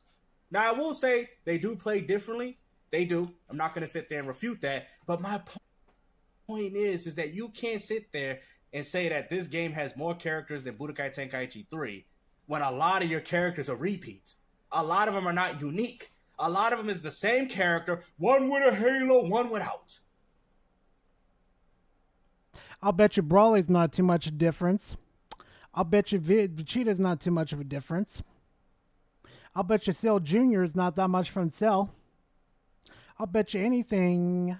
Trunks right here is not too much for the original Trunks, too. Let's see. What others do we see? Oh, I'll bet you anything Cooler over here is not too much different either. Look, that's a wasted slot, too. That could have been a transformation. That's a wasted slot. This right here is a wasted slot, too. You could have had, like, you could have switched the skills around to where instead of transforming into like a Super Saiyan or Super Saiyan God, you could have had the Portas as a fusion, just like they did in Budokai. Oh, speaking of fusion, here's a wasted slot. Instead of having Trunks and Gotens turn into Super Saiyans, you could have had the skill into there where they could have done their fusion dance. Wasted slot. Like, come on, man. Where's first, second, and third form Frieza? We got final form. I mean, you even get his beefed up version. Matter of fact, you even get Mecha Frieza. Y'all hating. Let's go. Budokai Tenkaichi 3, you even had King Cole. Where was Cooler? Yeah, where was he? And y'all want to sit there and talk about, oh, Dragon Ball Sparking gonna have the most characters within the Dragon Ball video game history. Yeah, I don't think so. They out here playing you fools, man, and we already know you ain't getting Hachiyak. Yeah, we know that. Nah. You know what? I think he's going to be put onto my list. Nah, I'm going to get him. I'm going to save this for a video. You know what, guys? I'm going to call it here, too. I got a couple games I want to go play, too. And it's kind of getting late, too, where I am. It's fucking hot as hell in my house, too. Like, I got to figure out what the hell's going on, too. But you know what, fam? Like I always say, thank you very much, guys, for coming out to hang out with me on a Sunday, on a Father's Day. And if you're a father, happy Father's Day.